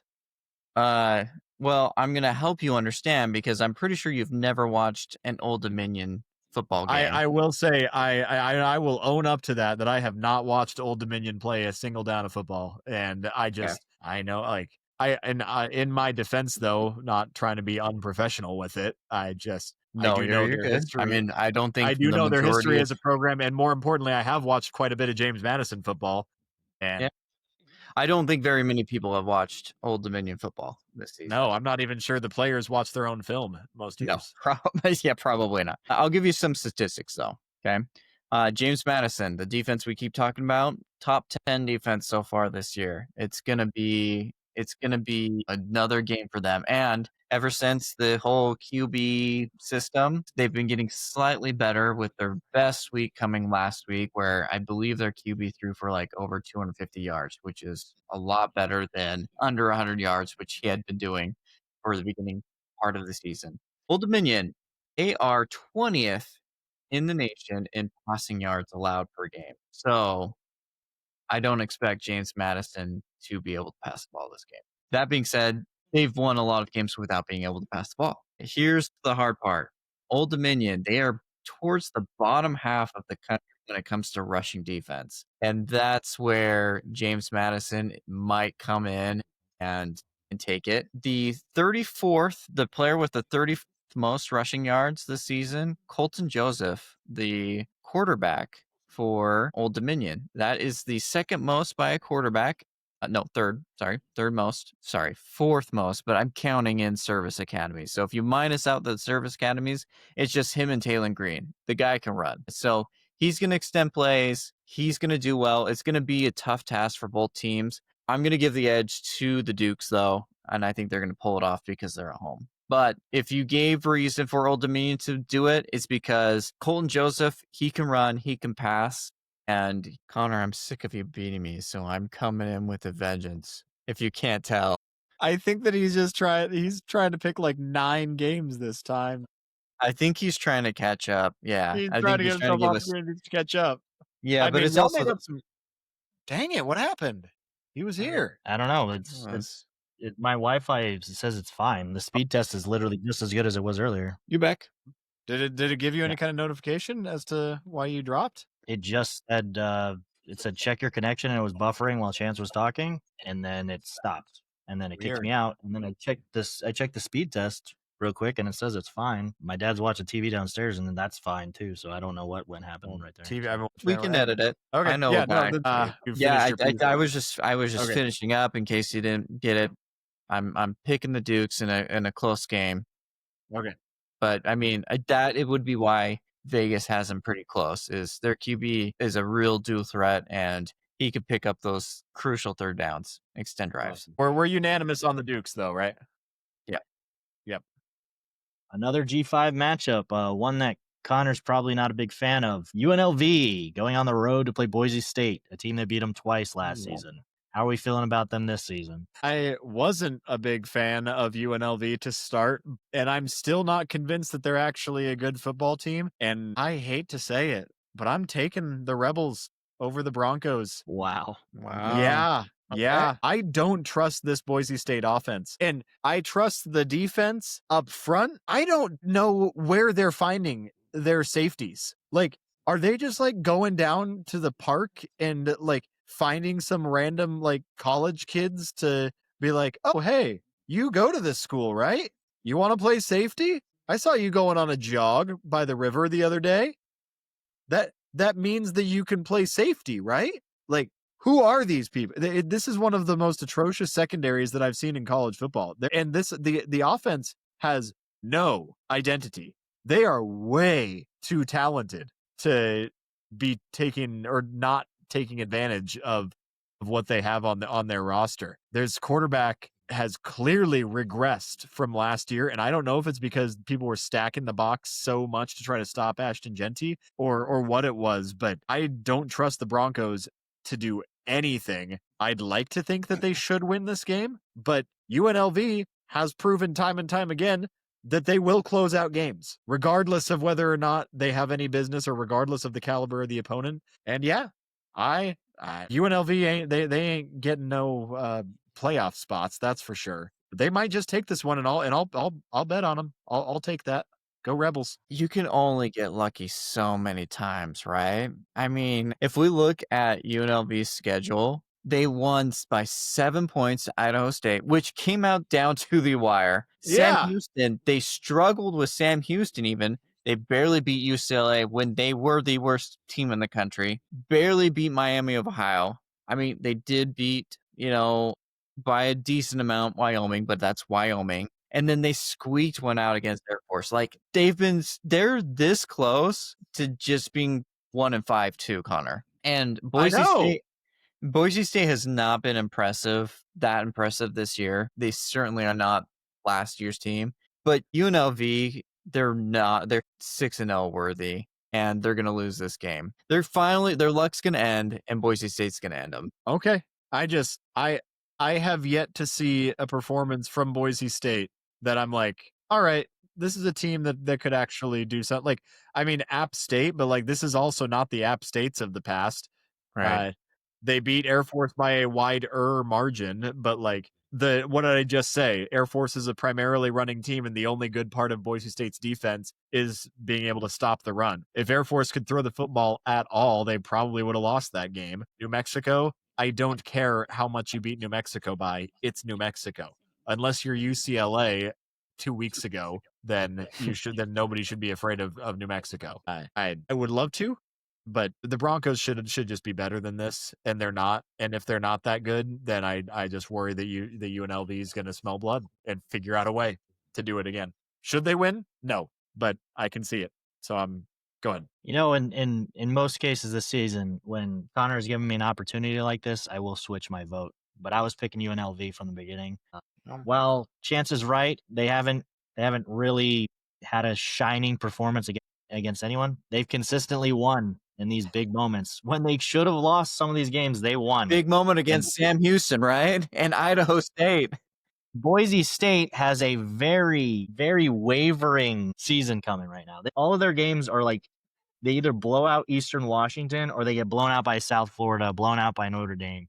I don't believe in Boise State's offense whatsoever. They do have some good games against, New Mexico and App State. I feel like UNLV is going to find a way to win this game somehow. Boise State should win it. They've dominated it historically and last year, but Boise State I just don't believe in that offense or that quarterback right now. So I'm going to pick UNLV. All right. Big 12 matchup. A team that Chance now hates as much as we do. And another Coug team. Arizona at Houston. Another cat fight. I'll start. I mean, I think Arizona's gritty. Houston's record is good, but they haven't played anybody. And the one team that they did play smacked them. I think they're going to get a wake-up call. And I think Arizona's getting better by the week. Again, that defense is really good. And Fifita hasn't been turning over the ball, which is really the difference between this year's team and last year's team. Even though they don't have a star wide receiver like last year, if you're not turning the ball over consistently, you can win the game on the back of your defense. I'm going to go for the opposite. I'm going with Houston. I've watched U of A this season, and it's really hard to bet on this team because it's what U of A you're going to get. Are you going to get the U of A team that's going to have their shit together and going to score and go down to the wire against BYU, even though they only had like 10 fans in the stands? Or are you going to get the team that got absolutely manhandled by Iowa State and struggled to put away Kansas State when they were looking terrible? It's hard to bet on this Arizona team. And what was it, week 2, week 3? I said I wasn't betting on this team ever again. Can't do it. I'm taking the Cougs. Go Houston. Same exact pick for the same exact reasons. Yes, I have a rabid, fuming hatred for North Nogales Tech, but just trying to be as objective as I can about it. I just don't trust this team. They are trending up, but I think that Houston has no reason why Houston should lose this game. Honestly, they match up in the worst categories where they match up with each other. They're equal. And in the best categories, Houston is way further ahead. I think Connor Wegman is a better quarterback than Noah Fafita. Yes, Noah Fafita has taken care of the ball better in recent years, but he also like has almost no weapons worth mentioning. Defenses appear to be roughly equal in their strengths. Yeah, it's at Houston. We've seen U of A do good things for like 1 or 2 weeks in a row, and it's time for that to stop. It's time for the roller coaster to come back down. Am I missing something? I mean, Fafita is 26th in passing yards. You guys are that down on him? The dude gets a million chances a game when his running back should be getting more carries. Of course he's going to have Yeah, that the much. fact that they have a running back as good as Ismail Mahdi and he's only at 400 yards means that they're either not utilizing him or they can't utilize him. Yeah, he threw the ball 45 times. If I was given 45 chances to throw a ball every week, I'd find a couple of openings. Like, this guy was one of the most highly touted recruits that's come out of the Western United States in years, and he stormed onto the scene 2 years ago. Last year, he took a step back in spite of still having his best weapons. And this year, he looks the same, if not marginally worse, now that he doesn't have his look weapons. worse than last year. He's 15-4 on his TD to interception ratio, which is so much better than last year. Okay, I don't see it, man. Okay. I'm happy with the way these picks are going so far. It's going to give you, this is going to be your make or break week, Chance. You're either going to dig yourself into an irreparable hole or you're going to take a lead. Fire the last couple of weeks, Connor. You just wait. I cannot wait for the moment where you can't say, well, look at the scoreboard. My feelings are working. My vibes are working. Yeah. Chance, real quick, weren't you defending Colorado this last week, saying that they were better than we thought they were? And Houston manhandled Colorado. So you said they have no wins. I'm confused. Well, they got one. Okay. All right. We'll move on from there. Another Big 12 matchup. One that, if it happened a couple weeks ago, I'd have been really interested, but it's still an interesting matchup. Baylor at TCU. I'll start. TCU has been trending down, and I'm surprised Chance didn't mention that in his segment. They did not look good last week, and Hoover still has absolutely no awareness when the pressure's getting to him. And while Baylor's defense is not very good, I think they've been playing a little bit better, and I still believe in Sawyer Robinson, so I'm picking Baylor. Yeah, as long as Baylor's defensive front can get some pressure and do what everybody else can do, which, I mean, Baylor's defense isn't that good, so maybe they can't. But as long as they can do that, I like Baylor as well. So give me that. I mean, we've been talking about it for a long time that these are two teams that look very similarly to each other. And yeah, it kind of depends again on similarity with U of A. Which TCU is going to show up? Is it going to be the TCU that can create a pocket for Josh Hoover to just pick apart the opposing defense? Or is he going to feel any amount of pressure and just collapse? TCU's defense is consistent, but not excellent. And then Baylor's defense has improved, but that was kind of a low bar. And again, consistent, but not excellent. This one's a tough pick for me. I am picking TCU just because I think that from what I've seen out of TCU, they have a higher upside, but it's more like if they played 5 times, I would think TCU would win 3 of those matchups.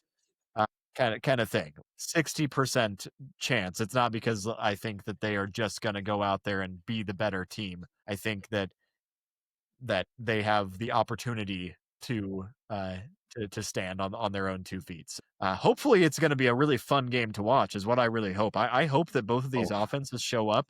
Neither of these teams I don't think are going to the playoff anytime soon. So it's not really a game that has a lot of postseason implications, but you love to, I mean, it's similar to the UFC. You love to see equally matched opponents. And on paper, this should be a fun old school Big 12 shootout. So I hope Is it'll the be end fun. score like 54 to 48 or something? Yeah, one of those. That's what I'm hoping for. I'm hoping for just offense on offense on offense. Yeah, well, based on that pick, Baylor, I'm either going to be a huge fan of them this week, or I'm going to be pissed that I've now picked 3 times on them and they've let me down. I picked them against Auburn, I picked them against ASU, and both times. So prove me right this time, Baylor. Come on, I've been fighting for you. Fight for me. All right, back into the SEC, a team that was disappointed last week going against Alabama, and a team that hates Alabama. Mizzou going into Jordan-Hare to play Auburn. Another battle in Jordan-Hare. This one feels so risky to me too, because like again, Mizzou should be the better team, but are they going to be able to take that crushing loss at home against Alabama, and then are they at risk of mentally sleepwalking into this matchup against Auburn because they're beat up and messed up mentally? My problem, more so than that though, is Auburn can't seem to close anything out, whether it's by the refs or what. They're not getting it done in the moments that they need to. It's like the exact opposite of UNLV. Like UNLV has no business being 6-0 right now, yet here we are. And Auburn shouldn't have the multiple losses that they do, yet here we are. And I'm taking the Tigers again because I just Which Tiger? Oh, duh. Of course you're taking the Tigers. You know what, guys? After a lot of consideration, a lot of thought, I'm picking the Tigers in this one. I just am. I can't see. All right. Whichever team loses, I'm making that your team, just so you know. Yeah. Put me down for the Tigers. Yeah, I'm taking the away team, Missouri Tigers. Believing in them twice against Alabama team. Well, I mean, I will say this for Auburn, they're 0-3 so far against ranked opponents, and it would be crazy to see them go on a 4-game skid, but they haven't shown themselves to be able to close anything out. They just haven't. I mean, I'm taking Missouri. I feel awful for Auburn because I think they're an improved team. I think they're a good team, and their record does not showcase how good they are. But they keep running into these monsters, and it's 4 ranked opponents in a row. They're just so hard to beat. And this Missouri team, they proved to me last week, even though they lost, that they're legit. And the problem with Auburn that's not going to win you these games when you need them is you've got a one-dimensional quarterback. He can't throw the ball. He can only run the ball. And that's what's going to, when you can only do one thing and Missouri only has to focus on that one thing, they're going to game plan and they're going to come out and win. Didn't hurt Utah. Don't go down that rabbit hole. Sorry. I'm done. I said I was done. I'm done. Let me save you here. Auburn, I feel for Auburn. I'm almost a proxy fan of Auburn. I like to see them succeed in most games. They've given me so much hope of beating Alabama some years, and I really feel for this team. They're going through a gauntlet. That's how the SEC is, unfortunately, for these teams. But just like Chance said, their offense is stagnant. I don't believe in Jackson Arnold. He can't get it done with his arm. He can run the ball, and that's what he did against Baylor because Baylor could not defend that at all. But Mizzou is a different beast. They run the ball so well, and their passing attack is actually pretty solid for a team that has such a good running game. Usually you get one or the other, or maybe an average, but they got a pretty good throw game and rush game. So I'm picking Mizzou. We're unanimous. Unfortunately, Mizzou struggled with the deep ball. Honestly, now the more I think about it, Mizzou honestly really does remind me a lot of Utah. But Mizzou struggled with the deep ball, but they were gashing Alabama on the ground the whole time. Alabama was like they had to work to win that game, and the refs had to work to win that game for Alabama. Yeah, and that's a top 10 defense according to Chance, so that's got to say something. He has to believe in Mizzou now. But we'll see this week. If they go in and lay an egg in Jordan-Hare, then they're going to lose all that hype, and they'll probably be unranked again. But if they win it, that's a solid statement. Auburn's not a bad team. They just suffer from a really tough schedule, just like Florida. They're very, very similar teams, quite honestly. Chance, you're leading off on this one. I bet you can tell which one it is. You might not be, because there is 2 games that you're looking at this week, but this one's more important for your wheel spins. So, an ACC matchup, Georgia Tech going in to play Duke. How do you feel about your team, Duke, this week? Man, they have to win. Duke has to win if they have a chance of going to the ACC championship game. We have a segment coming up about Georgia Tech, and I won't spoil it too much here. I think Georgia Tech's a good team. With that pause right before it. Well, the 12th ranked team in the country. Not sure about that, but I think they're a solid team. Haynes King, you guys are fans of his, right? He's got moxie. You know how many yards he's thrown for this season? Oh my gosh. Not very much. Like 900. You know how many yards Mensah has thrown for this season? He's a baller. So, Over 1,800. yeah, I was gonna say 2,000. So that was pretty. We're To looking put at that someone in who perspective for everybody, Josh Hoover and Sawyer Robertson are some of the only ones in the country who are matching those numbers. and Jordan Mayava, yes. I mean, it's impressive what Mensah has done. Now, Haynes King, he does it on both sides of the ball. He runs it really well, and I believe his backup Philo, is that his last name? He's thrown for like 300 yards, so the gap's a little bit closer. But I don't know. I've got to go with my Blue Devils. They're coming off the bye. Hopefully, they cannot turn over the ball. If they don't turn over the ball, I like their chances. And if they can get some turnovers. That is the big divider with that team. It's similar to how I said about U of A. What team are you going to get? Are you going to get the Duke that went into Tulane and laid an egg and turned the ball over? Or the Duke team that played at home against Illinois and turned the ball over like 4 times in the span of 12 minutes? Or are you going to get this Duke team that was firing on all cylinders against some of their other matchups, like destroyed Syracuse, destroyed NC State? Like in the ACC, they look dominant. So it's really that question is what Duke team are we getting? We're getting the ACC conference play Duke. I disagree. Give me Georgia Tech. Yellow Jackets, baby. Same. Chance, you believe way more in Darian Mensah than Haynes King. They got UNLV syndrome in a good way, though. They find a way to close these games out. Haynes King puts the team on his back, and they make plays when they need to. And some of their games have been close, but not all of them. They've had a couple of comfortable wins, and now I'm saying this is probably going to be the most competitive game that Georgia Tech has played in. I like Georgia Tech. I've liked him since the preseason. I've been calling him a dark horse in this conference and in the playoff for a while. Obviously, that will all change if they lose this weekend. But I'm taking them. I'm sticking with what I like, what I've seen. I have watched a lot of them throughout this year, and every time that I'm watching Georgia Tech, I like what I see. It's not perfect, but man, is it gritty and 6-0. Can't argue with it. I think Chance feels like he can't argue with it. So, Yeah. but we'll move on from there. Yeah. All right. I'm so sorry, Connor, but it's in the slate. I So know. Texas Tech going into Arizona State. Do you want to lead off, or do you want me Yeah. to? No, I'll do it. I hate to say this. I hate to say it so much, but I think Texas Tech is going to win this game, and I don't even think it's going to be close. ASU has gotten gutted by injuries, but even in spite of that, they looked hopelessly, insufferably, pitifully outmatched against Utah. The transitive property does not apply in college football, and just like it doesn't in the NFL. But this is kind of an extreme scenario. Texas Tech went into Rice-Eccles and won. I want to say it was like 42-10 or so, or 42-14. Or it was like a 30-point blowout, roughly a 30-point blowout. Utah played, and most of that was in the second half too. Which I would argue is even more impressive because that game was a 1-score game. It was like a field goal difference for the whole first half.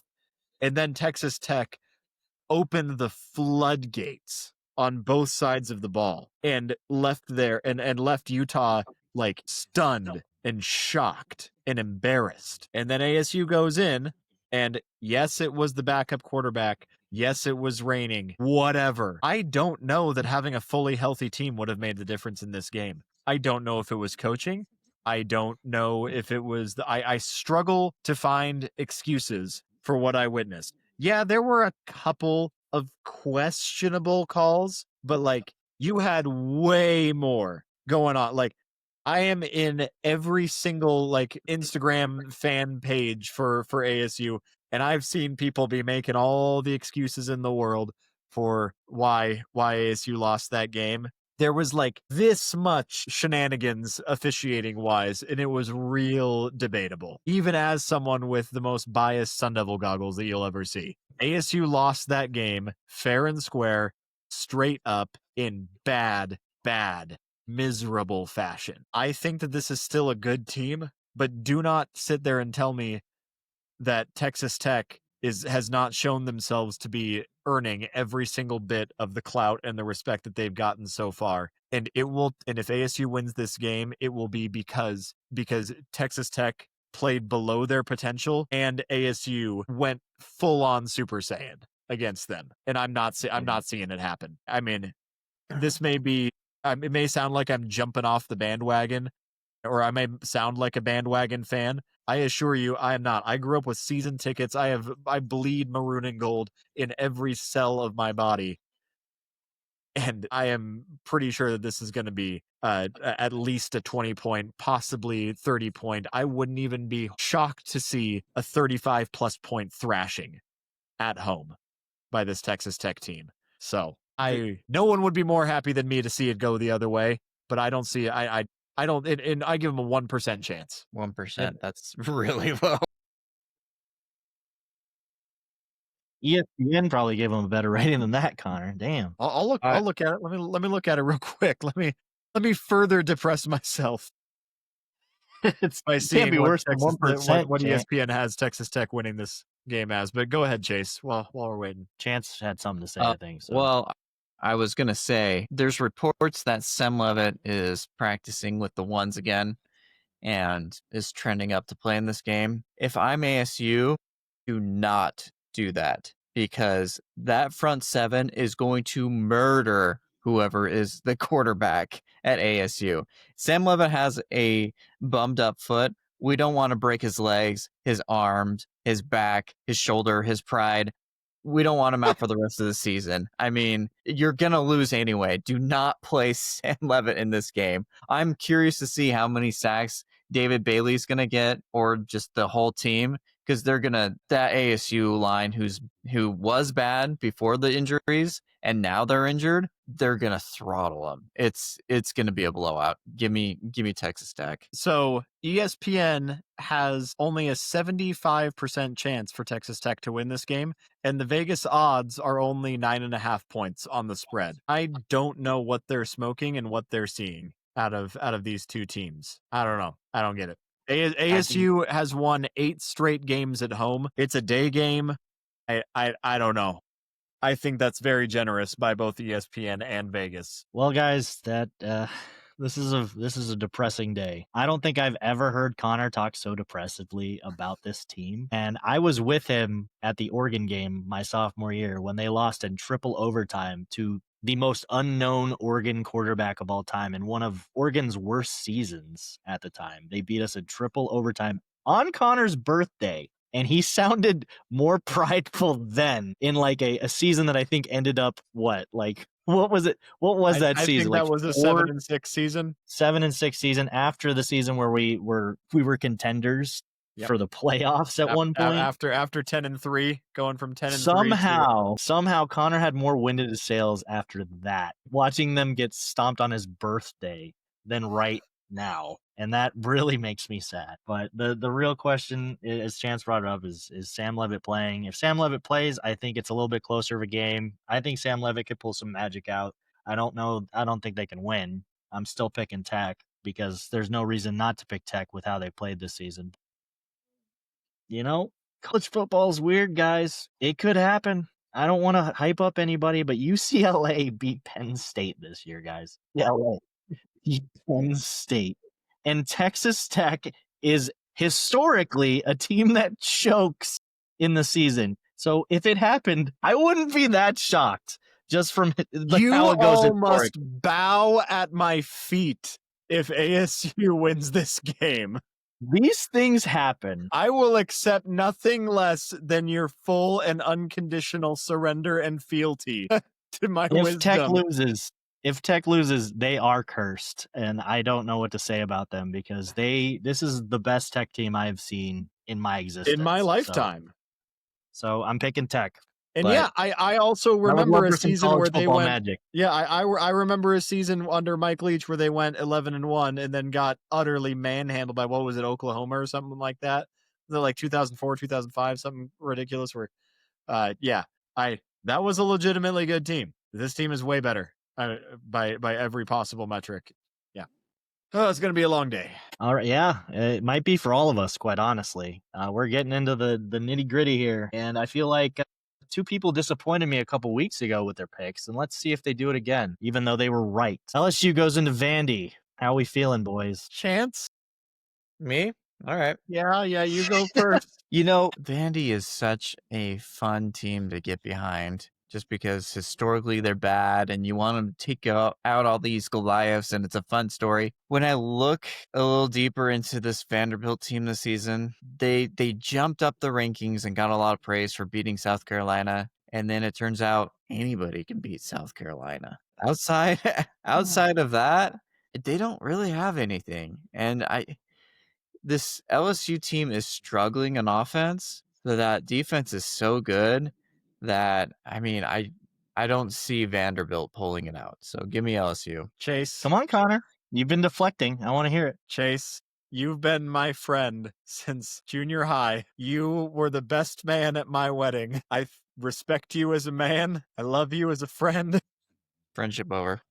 We've got so many fond memories, and I'm really glad that I'm 2 states away because I'm going to fear for my life when I tell you that I still can't bring myself to bet against Diego Pavia. There's You're something lucky you about didn't tell this me this guy. 2 days ago. Vandy is at home. And To their two LSU's fans, at least they have a real LSU's stadium. offense does not look nearly as good as Alabama's offense, and Vandy's defense can hold up. They are a competitive but not elite defense, and Diego Pavia is a magician.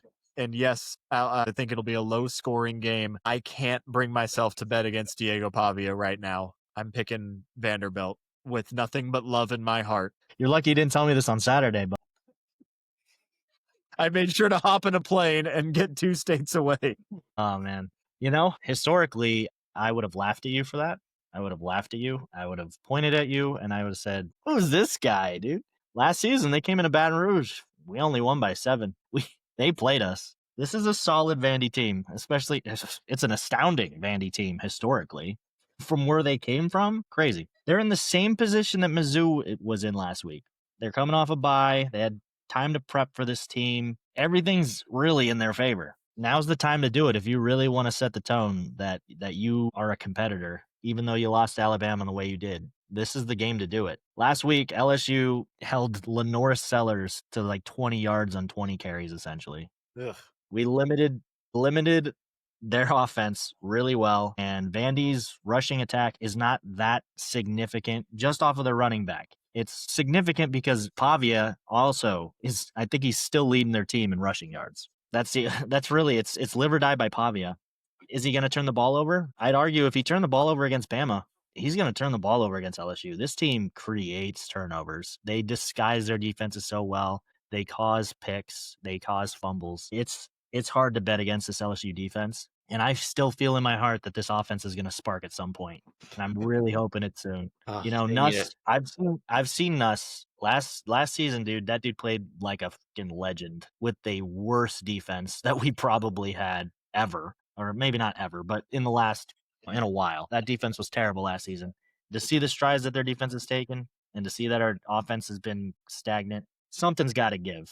And I feel like either Durham's going to do something for once, the O-line's going to protect their quarterback, or Garrett's going to make a couple plays. And I don't feel like we need too many plays against this Vandy team, even though they're playing really well. I'm taking LSU. Go Tigers.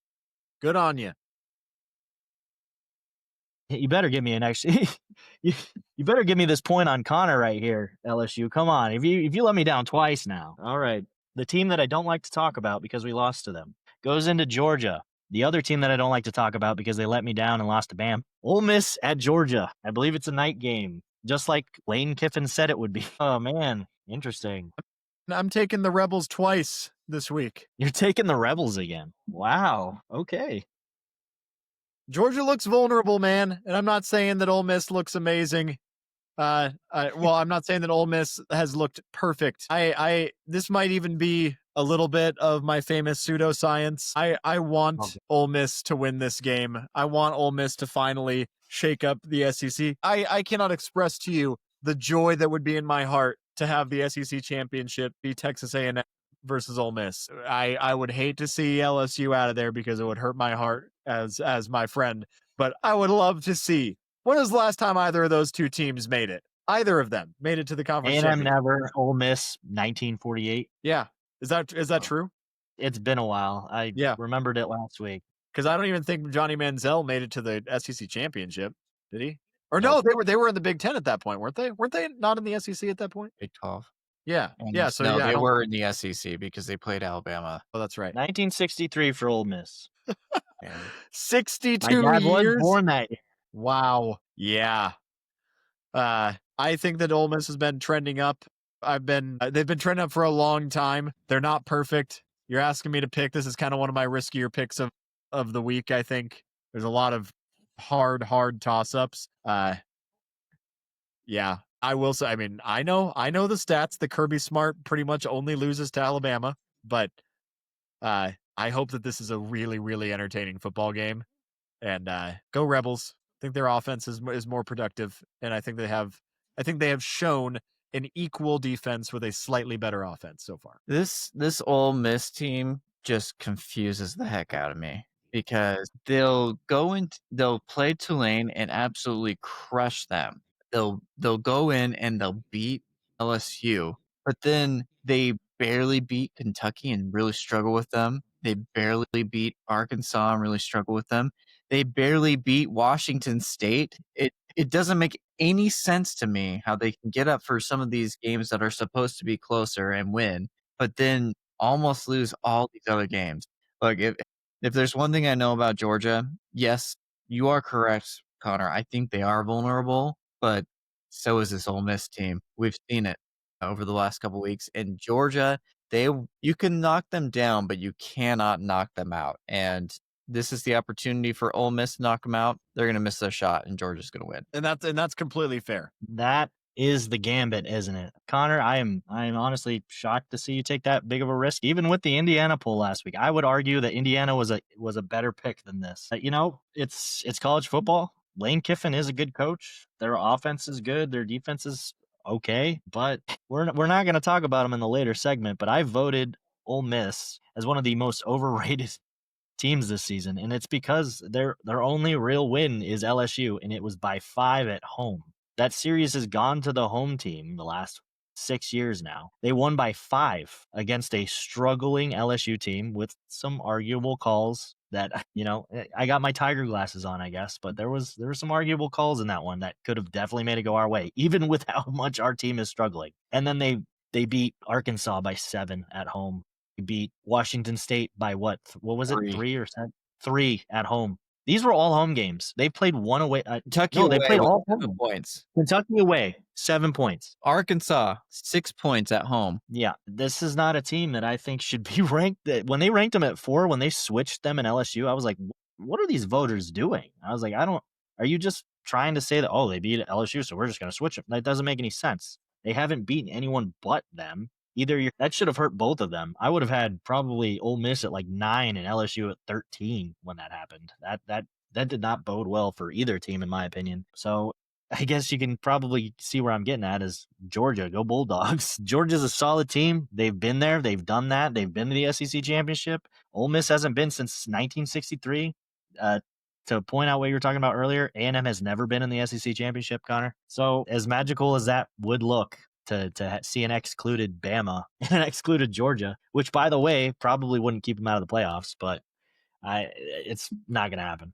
Go Dogs. All right. That's totally fair. Risky plays. Well, another SEC rivalry, arguably one that hate each other more than my rivalry with them is Tennessee going into Alabama. Good old Rocky Top going in against the Tide. Man, there's going to be some really pissed off fans in that stadium. I can tell you what. I picked them every week that they've played so far, pretty much. I'm picking Bama. They're playing in Tuscaloosa. Tennessee is a solid team, but they've shown some cracks. They obviously lost that overtime game against Georgia at home, and they squeaked by Mississippi State on the road. And that's a tough environment, but Tuscaloosa, I would say, is a little bit tougher than Mississippi State. Maybe not by that much. Mississippi State is crazy, but that's a tough environment for this team.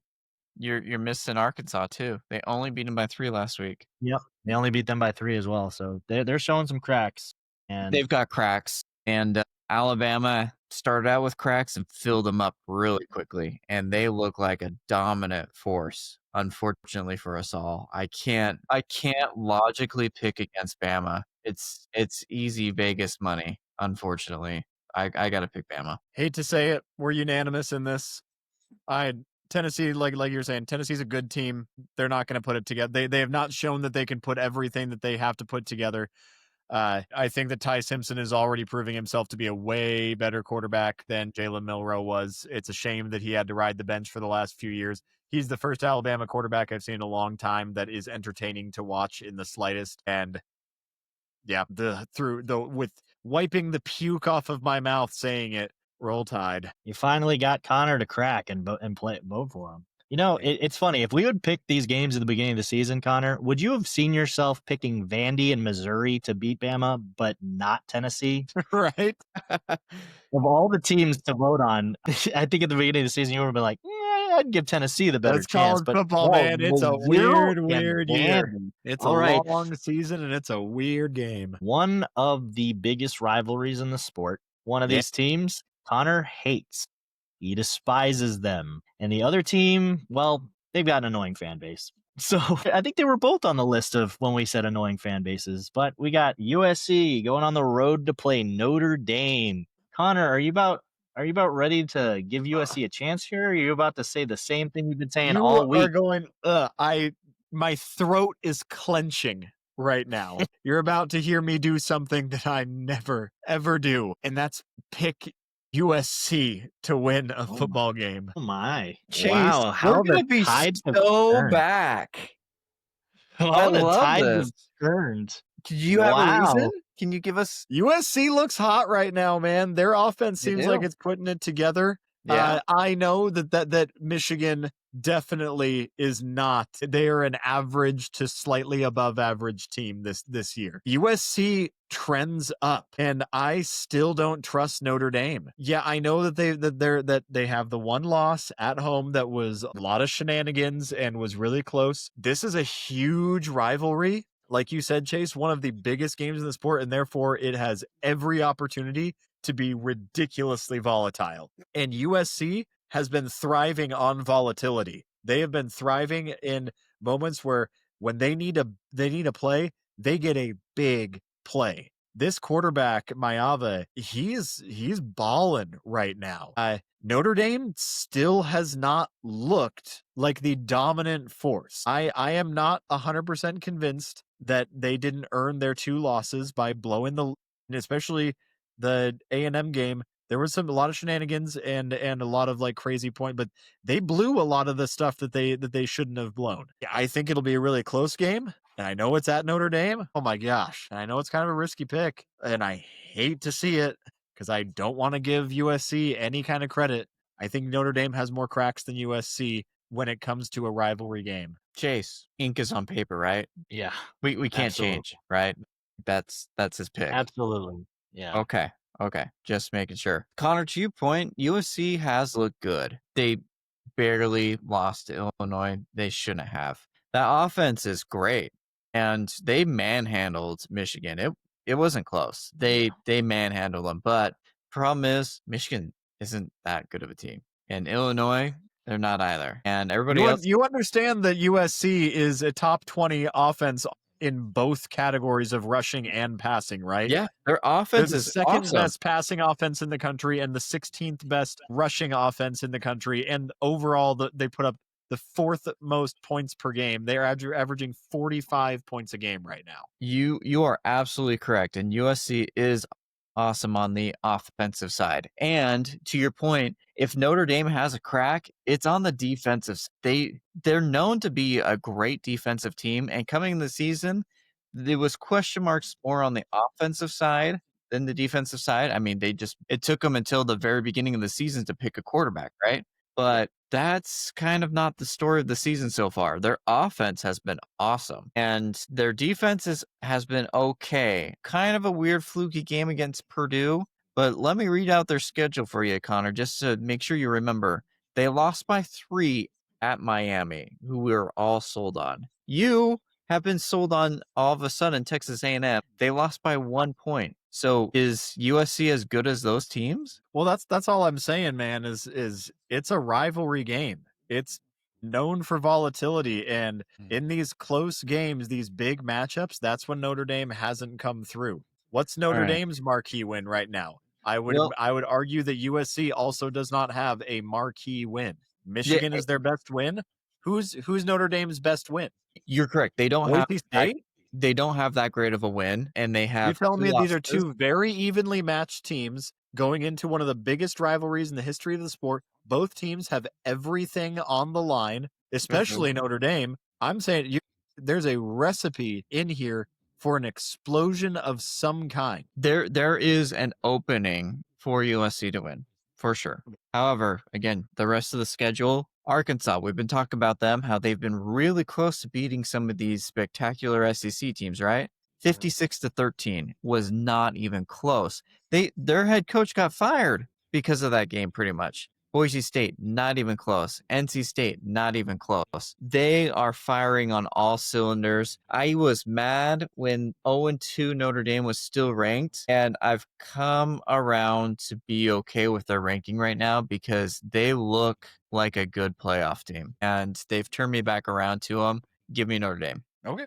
Perfectly fair. Yeah, Connor, we're gonna go deeper into this in another segment from the looks of it, from one person's vote, by the way. But I don't know where you're getting at with Notre Dame hasn't been showing off. They've been manhandling every single team that wasn't in the top 5. When they were 0-2, they didn't deserve to be ranked. They're the first team since, what was it, 1985? I forget how long it was to be ranked at 0-2, and they've done nothing but prove that they deserve to be ranked. They manhandled NC State, which, while they're not a dominant ACC team, that team has competed with quite a few ACC teams. They dominated Boise State. It wasn't even a game. I had it on in the quadrant, and I was like, this game is boring. There's no way Boise State has a chance. And then the Arkansas game, like Chance said, it got Pittman fired. That was at home in Arkansas. That was depressing. I am an LSU fan. We play for the Battle of the Boot every season. I don't like Arkansas, but even I felt bad seeing that. It looked so bad. And if not for a missed extra point by your kicker, they probably would have beat A&M. If not for Miami playing basically perfect football on offense, they might have beat Miami. And Miami looks like the most solid team in the nation right now, unless you're a Columbus fan. But I'm taking Notre Dame. I have to. They look like a playoff contender. USC looks like a playoff pretender, even though they beat Michigan in amazing fashion. But to your credit, Connor, I'm 0-2 on USC picks so far. I picked them against Illinois. They got robbed in that one.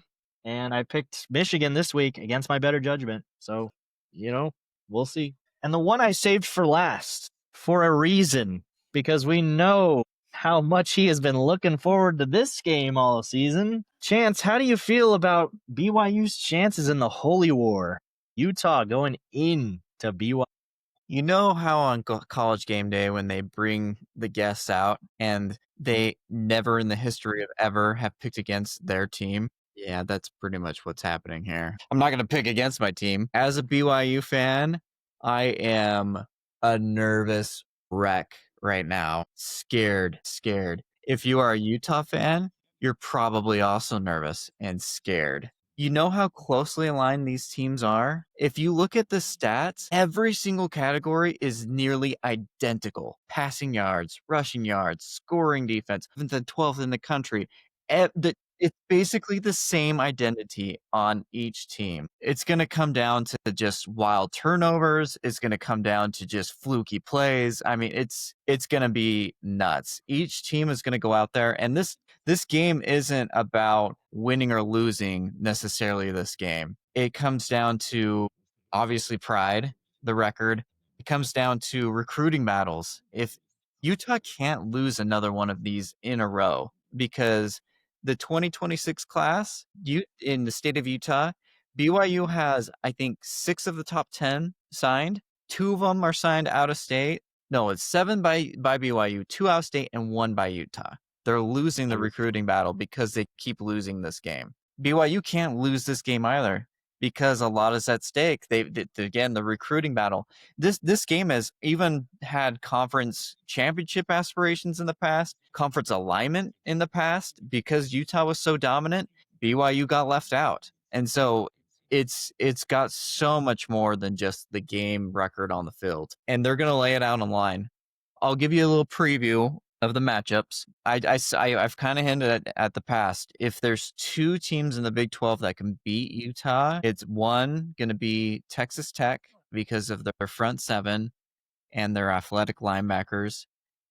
And the athletic linebackers of BYU might be able to pull it off. Last week, Jack Kelly did not play. They took a risk. They won the game. He'll be back fully ready to go this game. Secondary for BYU isn't bad. It's their defensive line. However, just because you don't get sacks doesn't mean that you're bad defensive line. They're not going to sack Dampier. It's about, can you contain him, right, Connor? Can you contain Dampier and not run all over the field? I think they can do that. Jack Kelly is going to be a spy. On the other side of the ball, though, can the offensive line hold up to this defensive line? I don't know. They're going to sack back Bachmeier. And Bachmeier is probably going to have some bad reads. They might force some interceptions, which might turn the game. So it's going to be a bloodbath. It's going to be close. Give me BYU. God bless you. Thank you. Achoo! Thank you. I'm a nervous wreck over here. I hate how I feel right now because I feel like just a absolute whipping boy. I feel like I've lost my spark. I feel like I've lost who I am as a person. I've lost my way. Picking Utah. They took a chunk of me, man. They took a chunk of my soul last Took week. a pound of flesh. They did. They legally own my dignity now. They're holding a piece of my heart hostage in a suitcase that they just threw in the river. Like, it's that was not fun. And out of all due respect, Chance, I think the BYU stats are pretty padded right now due to their strength of schedule. I agree with you to a point. Now- I do, but I think having a true freshman that didn't start out so well, but he's gotten a lot better, Yeah. bodes a little bit to those stats. My And running back, by the Is- way, LJ Martin, 6th in the country in rushing yards. yeah, I'm not taking it. BYU is a loaded, talented team right now, and they may play great. From what I've seen out of BYU, Bachmeier has a long way to go, but he's a true freshman. He's got a lot of a very high ceiling that he is clearly nowhere near hitting yet. I think he's a real quarterback of the future. I hope so badly that BYU wins this one. Why am I forgetting the name of your stadium? Lavelle Edwards. Lavelle Edwards. Thank you. I'm like, there's so many stadiums that are like two coaches' names, like Jordan Hare, Brian Denny, etc. Yeah, or I guess Lavelle Edwards was his full name, but Yeah, that's still his full. two. Yeah, The guy who anyways. basically invented the forward pass. Yes. Yeah.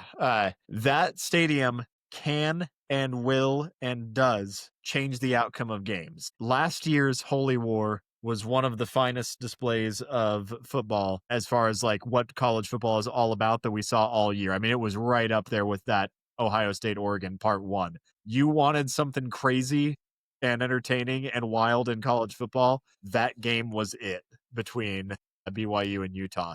This one is electric, and there's arguably more at stake even this year because last year was a down year for Utah, and Utah still very much looks in the hunt for everything right now. At least statistically, at least record-wise, they do. Now, obviously, they didn't pass the eye test against equal or greater competition like Texas Tech. But on paper, yeah, they can still, if they win out, they absolutely get to the championship, and then they have another crack against Texas Tech. They're the only team to this point that has played Texas Tech close. They lasted a whole half against Texas Tech. Nobody's been able to say that. Nobody's been able to say that all year long. This is another one just like USC Notre Dame that has all the makings for some explosions. I feel like this is either going to be a very high scoring or a very low scoring game. This is either going to be a completely, like, it could go I can see it going any given way. I cannot see BYU winning in a blowout. I guess that's the only direction I don't see it going is BYU winning in a blowout. I could see it being a high scoring game where both teams find ways to just break off crazy plays because it's a rivalry. I could see it being an absolute slugfest, a 17-10 final score, or I could see Utah absolutely running away with it like they did with ASU. I am taking Utah. I will say, but I will be dancing in the streets if BYU wins. The rivalry game, there's been teams that have been bad and teams that have been good going against each other. It's always a close game, no matter what. Always. Yes. Yeah. Always. Yeah. I'll be, like I said, I'm going to be as glued to that one as any game all weekend just to see someone try to stick it to them because I'm hurting right now and I don't like it, but I'm not going to pick against them right now. I've seen too much, man. I've seen some things, man. Chance, you remember 2 weeks ago when you picked against my team? Yeah. Yeah. That hurt, didn't it? I'm sorry. I know. It's all right. This game, you said it's historically a close game. It's probably going to be another close game. They look almost exactly the same on paper, man. Their teams look very similar. A couple weeks ago, I was very much leaning towards BYU taking it. It was the trend as Utah got embarrassed at home by Tech, and BYU was pushing the ball down the field really well. Your receiver, what's his first name? Something Chase? Chase Roberts. Chase Roberts. That dude was looking like a monster. Like in some of those games I was watching with him, and I was really thinking that was going to be the difference, is that BYU can push it down the field and Utah can't. And then ASU went in and got absolutely demolished. They did push it down the field. ASU, who has 3 or 4 major, big-time NFL caliber deep threats. Yeah, they pushed it down the field, and while his stats didn't look that great throwing the ball, he did throw a deep pass down the field that resulted in, I believe, like an 80-yard touchdown. And it was pathetic, honestly, watching it. But so Utah has that capability. I don't think they'll do it to you this time, but you might not do it to them either. The trend right now is Utah looks hot, and you guys struggled really hard putting away U of A on the road, but still putting away a U of A team that has been very inconsistent. And maybe you were looking ahead. Maybe you guys were looking ahead at Utah, and I would not blame you for it. That's probably what I'd be doing as a player. I'd be looking at my rival, and I'd be foaming at the mouth like I want to beat them so bad. And you guys are at home, and that crowd is insane, and I would not be shocked if I was wrong on this pick. But the trend is trending, and I'm picking Utah for this game. Doesn't hurt my soul. I understand. Again, Keanu Tanavasa, he's out for the first half. That's a huge one because, again, the defensive line, they have to step it up, and that's the weakness of this team. They can't get pressure. You're going to be down Keanu Tanavasa. That hurts. Justin Kirkland's been hurt for a good portion of the season. He's been back the past couple of games. Hopefully he gets to form. He hasn't been there yet. You got and Sally Purcell. Hopefully he's back and gets that defensive line back and up again. But yeah, it's scary. Maury Bamba is a corner for BYU that has been struggling this whole season. He came out and finally played against Arizona. And so you've got a pretty good secondary now. So we'll see. Fun stat, there was a state track championship for the 100 meter a couple of years ago. And the top 4 in that track, that result, the 100 meter, are playing in this game. 2 for Utah, 2 for BYU. Oh, wow. That's really cool. BYU holds the most alumni on its coaching staff by its, they have 6 people who graduated from BYU that are on their coaching staff. Guess who has the next amount? And it's Utah. The most by an opposing. Utah has 5 BYU alumni coaching on their staff. That is the most any team of the opposing, but 6 is the most by Traitors per team. Yeah, no, it's crazy. It runs deep. This whole thing. The other reason why Keanu Tanavasa is a big deal is he transferred from Utah last year, as did Carson Ryan, and Utah hates that dude. And there is going to be some extracurricular activity probably. So yeah, watch the offensive defensive line. It's going to be nasty. One thing I do want to add is this could work in BYU's favor this game, or it could work against them, is Bear Bachmeier in the pocket. He has the opposite reaction that Hoover has, as he thinks there's pressure and he panics and And he runs. runs. After like 2 seconds. He's like, "Oh, I'm definitely getting hit. I gotta go." Yeah. That could He does. actually. We He's a watched dick him. funny.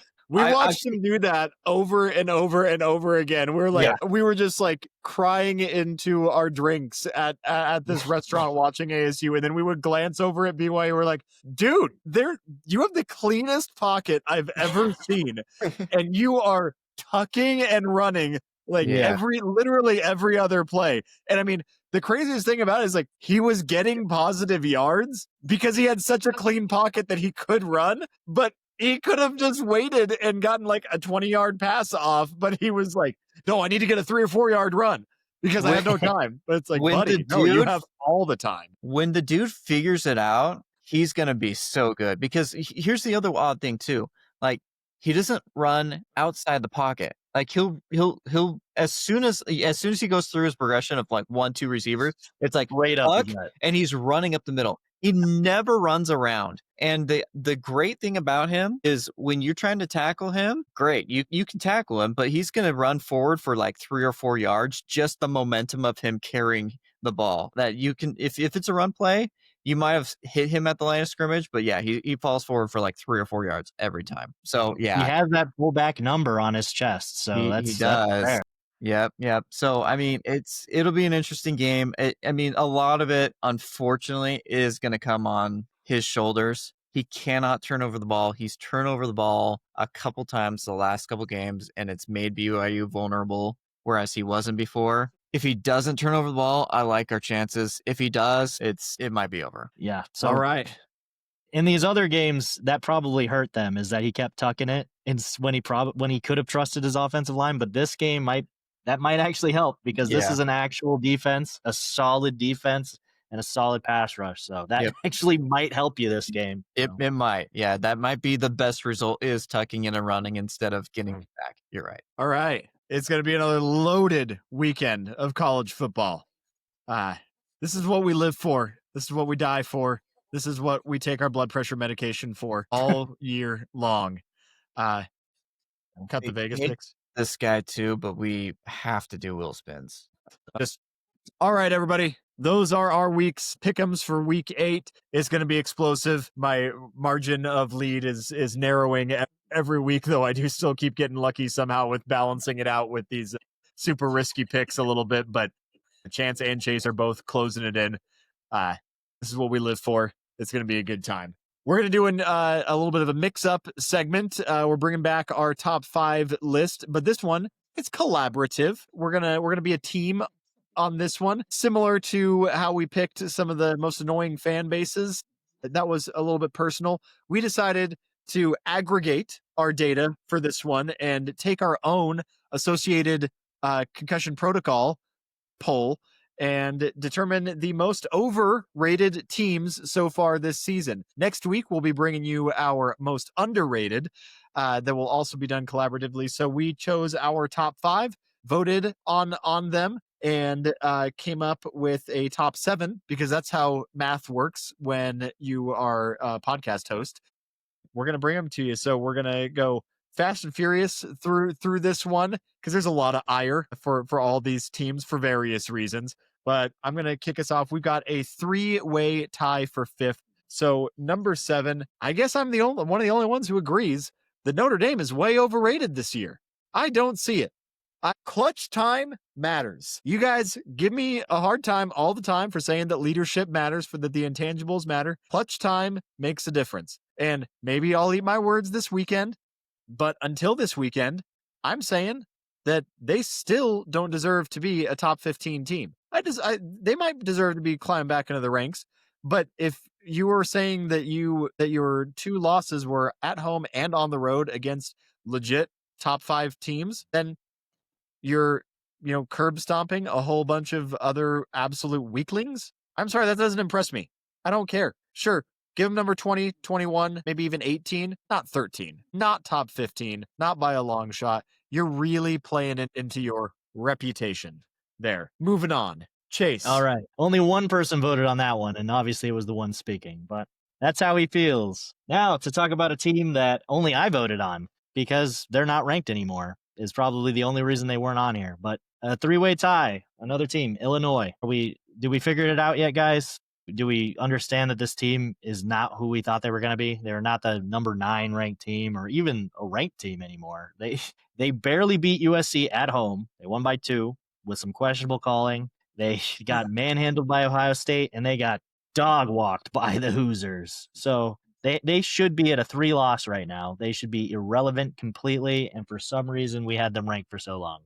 There's no reason it should have happened. It's embarrassing from the AP poll and for Brett Bielema and that Illinois team. So I've fallen off them completely. They were overrated. That was how I voted it. Chance, you have the next 2 picks. Yep. I get the next 2, and I think I was the only one who voted for this one as well. So, so much for uniformity between us. I've got Georgia Tech, and I think Georgia Tech is actually a solid team.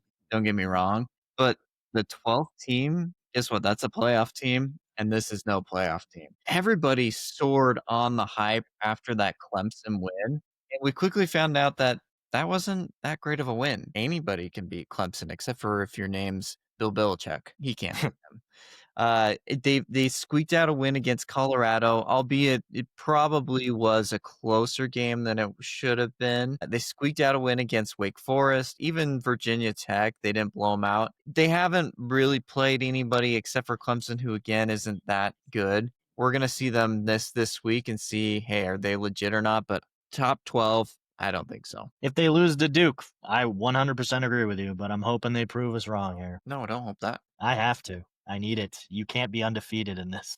I'm never spinning the wheel. All right, well, I got the next one for Vanderbilt. Now, I kind of already mentioned this, but Vanderbilt's big win that put them on the map, South Carolina. Guess what? Anybody, it turns out, can beat South Carolina and has beat South Carolina. So, is it that great of a win? I think they're a good team, but I like them as Kingslayer. I don't like them as a perennial team that is a fringe playoff team. They're not going to end up 17th in the country. They've got LSU, Missouri, Texas, Auburn all in a row, and then they end up at Tennessee. They're going to lose quite a few games. I predict they won't be ranked by the end of the year, but hopefully they win 1 or 2 of those games. Just not this week. Chase, take the wheel back. All right. Number 3. This is, this is the team I voted for, and I'll fully own it. I talked about it earlier in a previous segment, and I think Ohio State's overrated. Who have they played, guys? We're counting this ranked 18 Illinois win, as I just talked about Illinois being overrated. They beat ranked, at the time, 18 Illinois and manhandled them. Okay. You beat Washington 26. Ooh, congratulations. This isn't the Washington of 2 seasons ago. This is the Washington now. Your best win is, I guess, Texas, and that was when they were playing so bad that they actually made it a game against UTEP. So it's really hard to say that you're the number 1 team in the country. And I know you're picking at straws when you're picking the top 5, but if you held everyone's resumes up against each other and just blindfolded, you didn't have their names on it, Ohio State would probably be ranked number 4 in the country. But because it's Ohio State, because they won the Natty last year, we have them at 1. Indiana played Illinois way better, destroyed them. Texas A&M has a better resume with 2 solid wins, 1 on the road, and obviously Miami. Miami destroyed USF, who just has destroyed every team they've played. They beat Florida in a solid way. Like, they honestly, towards the end, they were taking control of the game. Miami has controlled every game they've been in, so there's no reason Ohio State should be ranked over these teams. So I think they're overrated, but we'll see. You want to talk about number 2 as well? I'll piggyback off you, but go ahead. We both voted this team equally overrated. Yeah, you know what? It's a shame, too. I was so high on Oklahoma after I saw what I saw with Michigan. Even though I didn't think highly of Michigan, they blew them out. Mateer had reminiscent of, hey, this is the guy. This looks like Baker Mayfield, right? He has the it. And Broken Hand changed that pretty quickly. I don't know if he's the same guy, if he's just injured, but without him, they don't have it. And if you lose to Texas the way that you did, you should not be ranked. They're an okay team, but it looks a lot more like last year than the cool new kid that's come back. Yeah. To piggyback off that, you guys should have lost to Auburn. The refs bailed you out 3 separate times. Auburn should have beat you at home. That would have been a pathetic loss to start off the season. You wouldn't be ranked like you were. he probably wouldn't have been ranked at all because of that loss. Mateer, he had some spunk in those earlier games, but it turns out Michigan was overrated too, and he hasn't done that great. The problem with him is interceptions and turnovers, and even before the injury, he was turning the ball over, similar to Joey Aguilar on Tennessee. The problem is turnovers, and when you're turning over the ball and your offense isn't consistent enough to make up for it, it's hard to win games.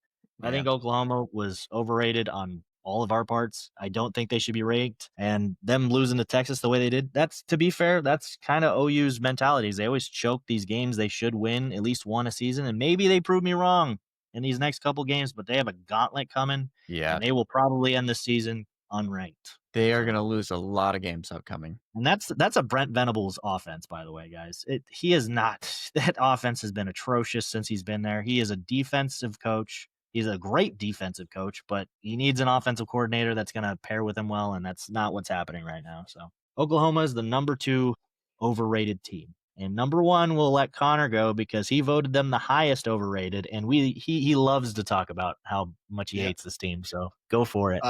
Number 1. Yeah, tell me how it is. Tell me, Texas fans always come out of the woodwork, even when we compliment you, even when we are saying good things, you always infer an insult, whether or not one was intended. So let me know exactly how wrong I am over the fact that the one time that you finally win a game is when this team is at their absolute weakest, and you still took 3 quarters to figure out any form of offense. So congratulations, you won your rivalry game when the opponent's quarterback, the single best player on their team, had one hand. I don't care. You finally got a Power 4 win. You lost to every other actual competition out there. I don't believe in you any more than you should believe in yourselves right now. Sure, Arch Manning is not the worst part of this team, but that doesn't make it a good team just because there's a quarterback that is constantly being hassled. One of the most critical parts of any football team is the quality of its offensive line. Without an offensive line, you have no offense. And yeah, it was a rivalry game. There was going to be some crazy things that happen in this one. The dust is going to settle, and you're going to go right back to being as mediocre on that offensive side of the ball. And frankly, if John Mateer had actually been healthy, I have half a mind to think that he would have picked you guys apart. It was very clear that he should not have been playing in that game from the get-go. His hand was bloody. He did not have any power or accuracy. It was a mess. Don't hang your 10-gallon hats on that victory and say that you're back. We still remember last week when Florida took you to the house, took you behind the woodshed. It was... And they still got to go into Georgia. Yep. Are there any Texas fans out there who remember what happened against Georgia last year? Sorry, I mean the second time. Not once, not twice. Yeah. We all remember what happened twice against Georgia last time. So get out of here with your newfound confidence. Get out of here with your swagger that you think you have back. If you can't put together an offensive line for Arch Manning, you're not going anywhere this year. And that's how it is. And this has been the Concussion Protocol Podcast. This is kind of a long episode because these weeks keep getting more and more loaded. Keep an eye out for the Vegas picks on Instagram and TikTok. We had another milestone this weekend. Penn State keeps doing great things for our channel.